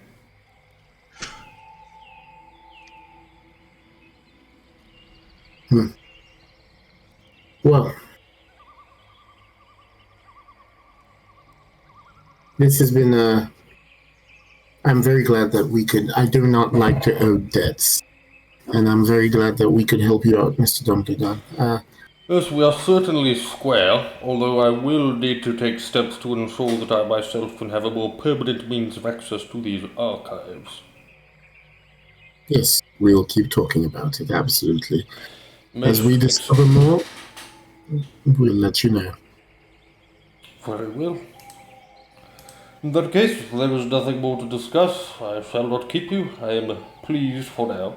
Although in the future, if one of you would like to give me, oh, never mind. And then he's sending to Malachi and goes, I would love an actual summary of what happened, one that isn't from Meteor, though I do love him so. Yes. I send back. Yes, absolutely. That can be easily arranged. Perfect. Well, I have some business to attend to, if you'll excuse me. and then he takes a tray of bread and wheels into his room and closes the doors.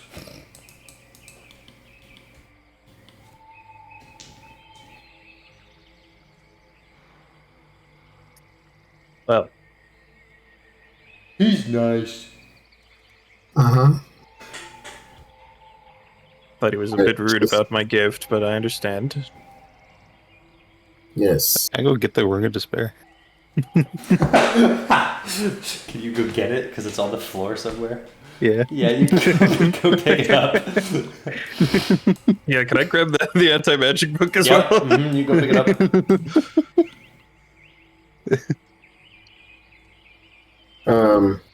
So I think, was that everything that we needed to do in the camp? I think so. Could you do a sending to Dweeby about what's going on with him? So that's what Trevor and I were gonna do afterwards. Yeah, that's the whole thing. Because we have to figure out timey-wimey.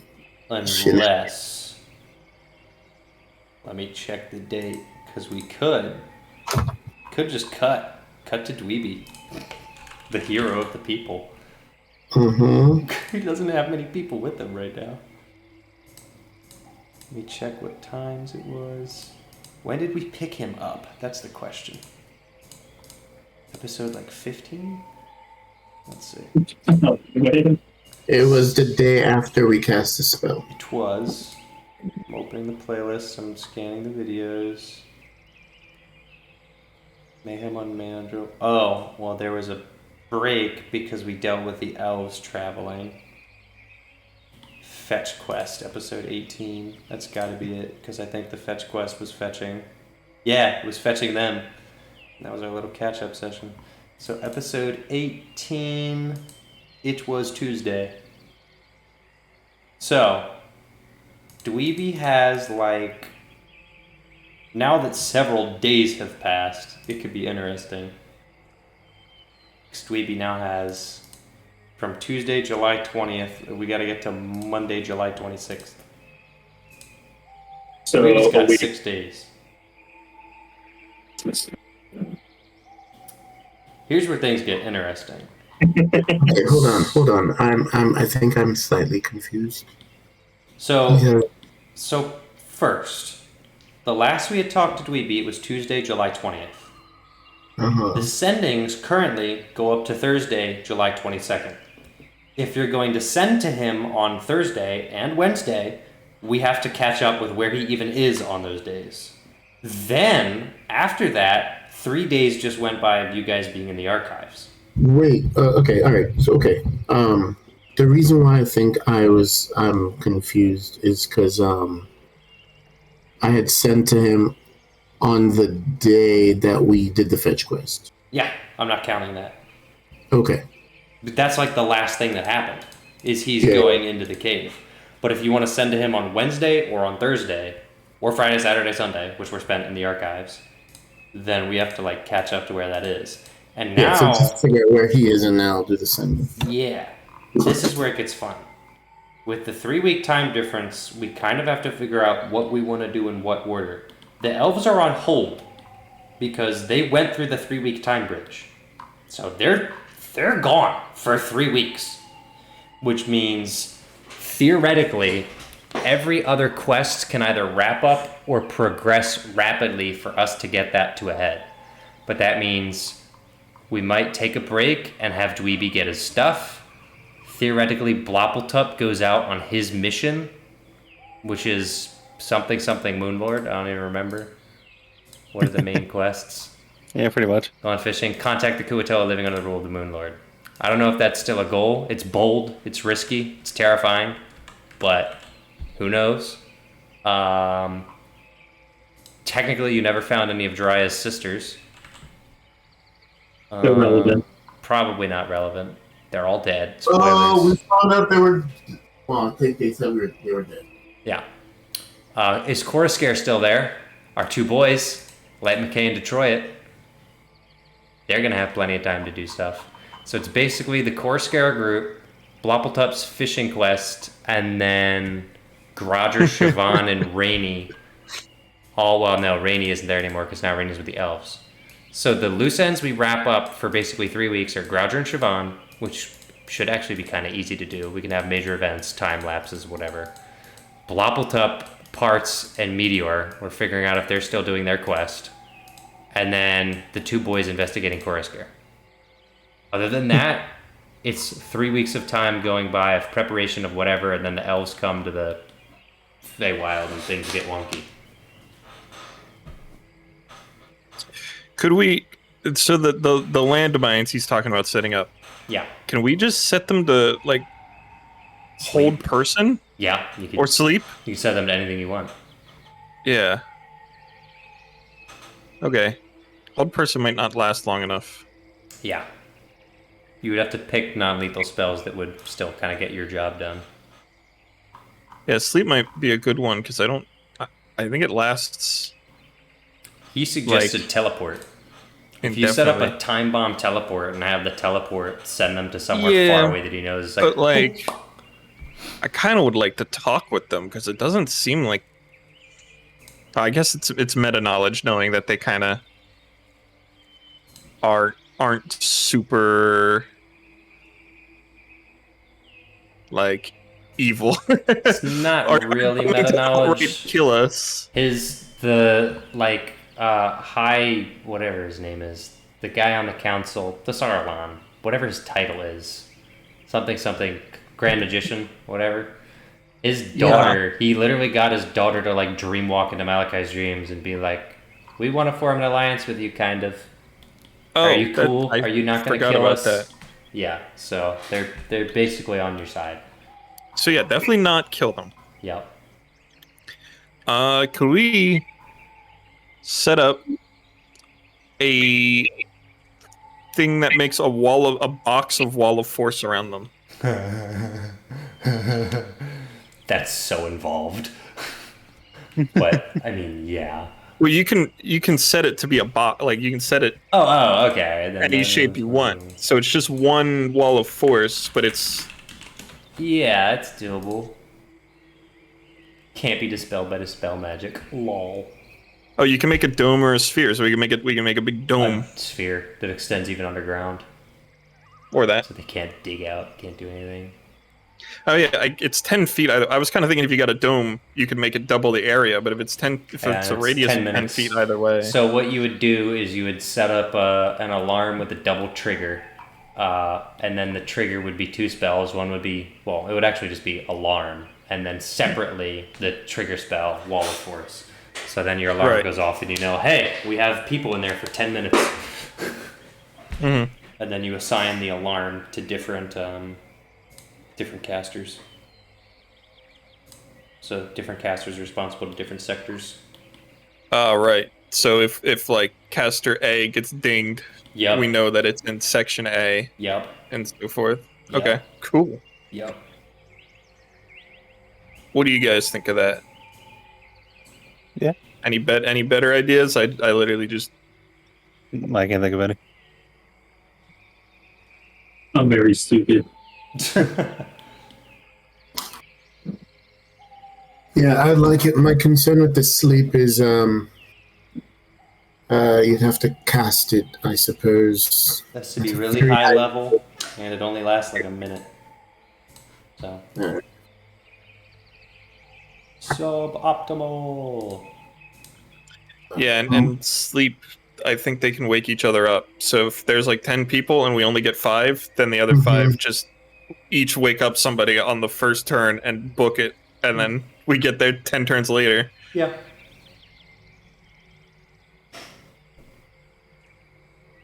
Yeah, I think there are higher level trap spells, but I think they only target like one person.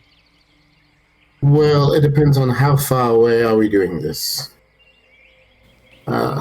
Because one of the spells that I took that I'm hoping I'll be able to cast at some point, but I'll have to have Garfield do in the meantime. I'd love to set it up around the camp for sure. Alright, guards and wards.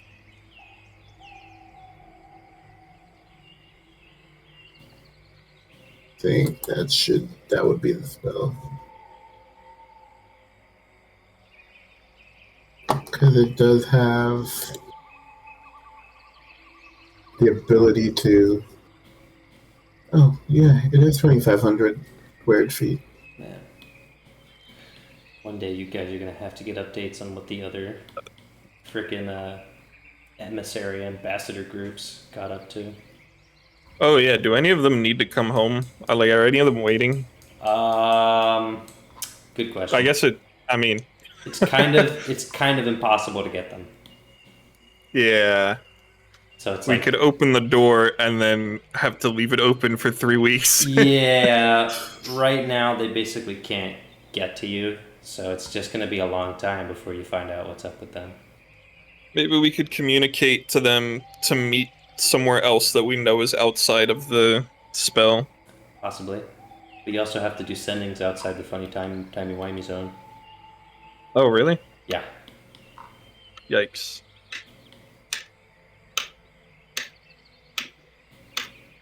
Wait, you said I have to do it out of the... Oh, yeah, so otherwise it goes backwards in time by 3 weeks. But does it? Yeah. Time travel's weird. The rules I made for this are very simple. In this certain area, if you do anything, there's a bridge that takes you back 3 weeks one way and forward 3 weeks the other way. That's it. So then why does that affect sending? Does sending use the bridges? Sending is physically if sending is physically cast in the place with that bridge, how is sending going to travel from one person to another? Instantaneous. I don't know, magic? Well, it's going to use some strand of the weave. And the weave, being a physical thing, was pulled by the time bridge. Weird. Alright. No. I don't know. Your rules. It's basically just telepathy. Yeah, but okay, so if it's basically just telepathy, now imagine that you're in an area where everything is offset by 3 weeks. Does it make sense that you can telepathically communicate with someone in a different dimension to you when there's a time difference of 3 weeks between those dimensions? I didn't think we were... what I thought was going on was basically they step through the door on their side, and they're temporarily in stasis for 3 weeks. And then when they step out the other side, it feels like no time has passed, but really it's been 3 weeks. Yes. Like between Half-Life 1 and Half-Life 2, Gordon got put in stasis, Yes. and then he gets pulled back out. Feels like no time has passed for him, but it's been years. Yes. That doesn't... Yeah. But it can affect spells. Because spells can also go in stasis for 3 weeks. Well, it was also the reason why I wasn't aware of how much time had passed in the camp while we were in the place. See, that was different because I just wasn't sure. So you physically traveled from an area that was affected to an area that wasn't affected. But what is actually affected is the cross-dimensional space, not really the dimension that you're in. But if you're casting sending across dimensions, you're casting something that's traveling in the cross-dimensional space that's affected by the magic that you used. So I'm going to have it follow the same rule set.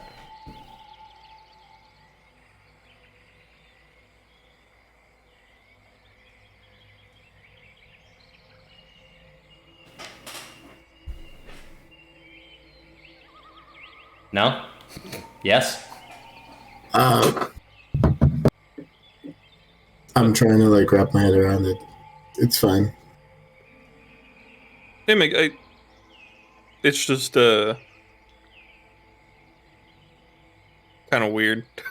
Yeah. Well, to think about. You made me invent a variant of time travel. Now you're saying it's weird, and the reason is because time travel is impossible, and it never makes any sense ever. To invent. Well, sure. It would just be. Let's not point fingers. I imagined it would be that. I imagine that people would be almost. I guess would we be in the past because we had more time? Whatever. I just imagine it would be you get messages in your brain, and sometimes they just appear out of nowhere. Just. So it's not. It's not that it would. It wouldn't have to go back in time, but if you sent a sending through to the material plane, it would arrive 3 weeks later. Yeah. Right? Or 3 weeks earlier. Because if you're sending from... Because you're 3 weeks ahead of the material plane. The material plane is 3 weeks behind you, currently. I thought it was you would lose 3 weeks either way. So if we went back to the material plane right now, we would emerge 3 weeks from now. No. You'd go 3 weeks into the past. Okay, I got it. Interesting. That's weird. Yeah. No, I thought it was... We could retcon it and just make it a 3 week stasis. But that's a totally different thing. It doesn't matter. Point is, we can't send to people on the material plane right now. That was the goal, yes. That was the idea.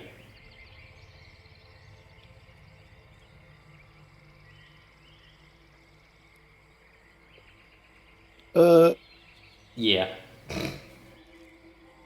Are we done? I think we're 3.5 hours in. And what has to happen next is weird, because we probably have to talk about what we're doing now. in terms of who we're playing with and making all the timelines work out without exploding everything. That sound about right? Yeah. Alright, I don't need this anymore. So that's dead. Wait, we'll need this. We need this. And we'll keep naming her. What do we even do? This. I guess set up defenses and train people and I don't know. stuff. You're the one who said it at 3 weeks. I thought 3 weeks was a long time. We were just trying to, I mean, in character it makes sense. We want them to be... Oh, yeah. We want to delay... And at the time, it wasn't potential allies coming to meet us. It was Xerxes can come through and kill murder us. mode. I get it, but now you gotta fill it 3 weeks. So could be interesting. Well, okay. We're gonna Let's leave look at the that. downtime rules. Yeah, we're gonna leave that for another day on another problem. And for now, we're gonna wrap up safely back at camp with only one man dead as a puddle on the ground in the archives. And we'll call it there until we have to deal with the timeline shenanigans that I have created. Oh boy, I'm gonna be really happy when this is over. The only one that mattered. Until next time.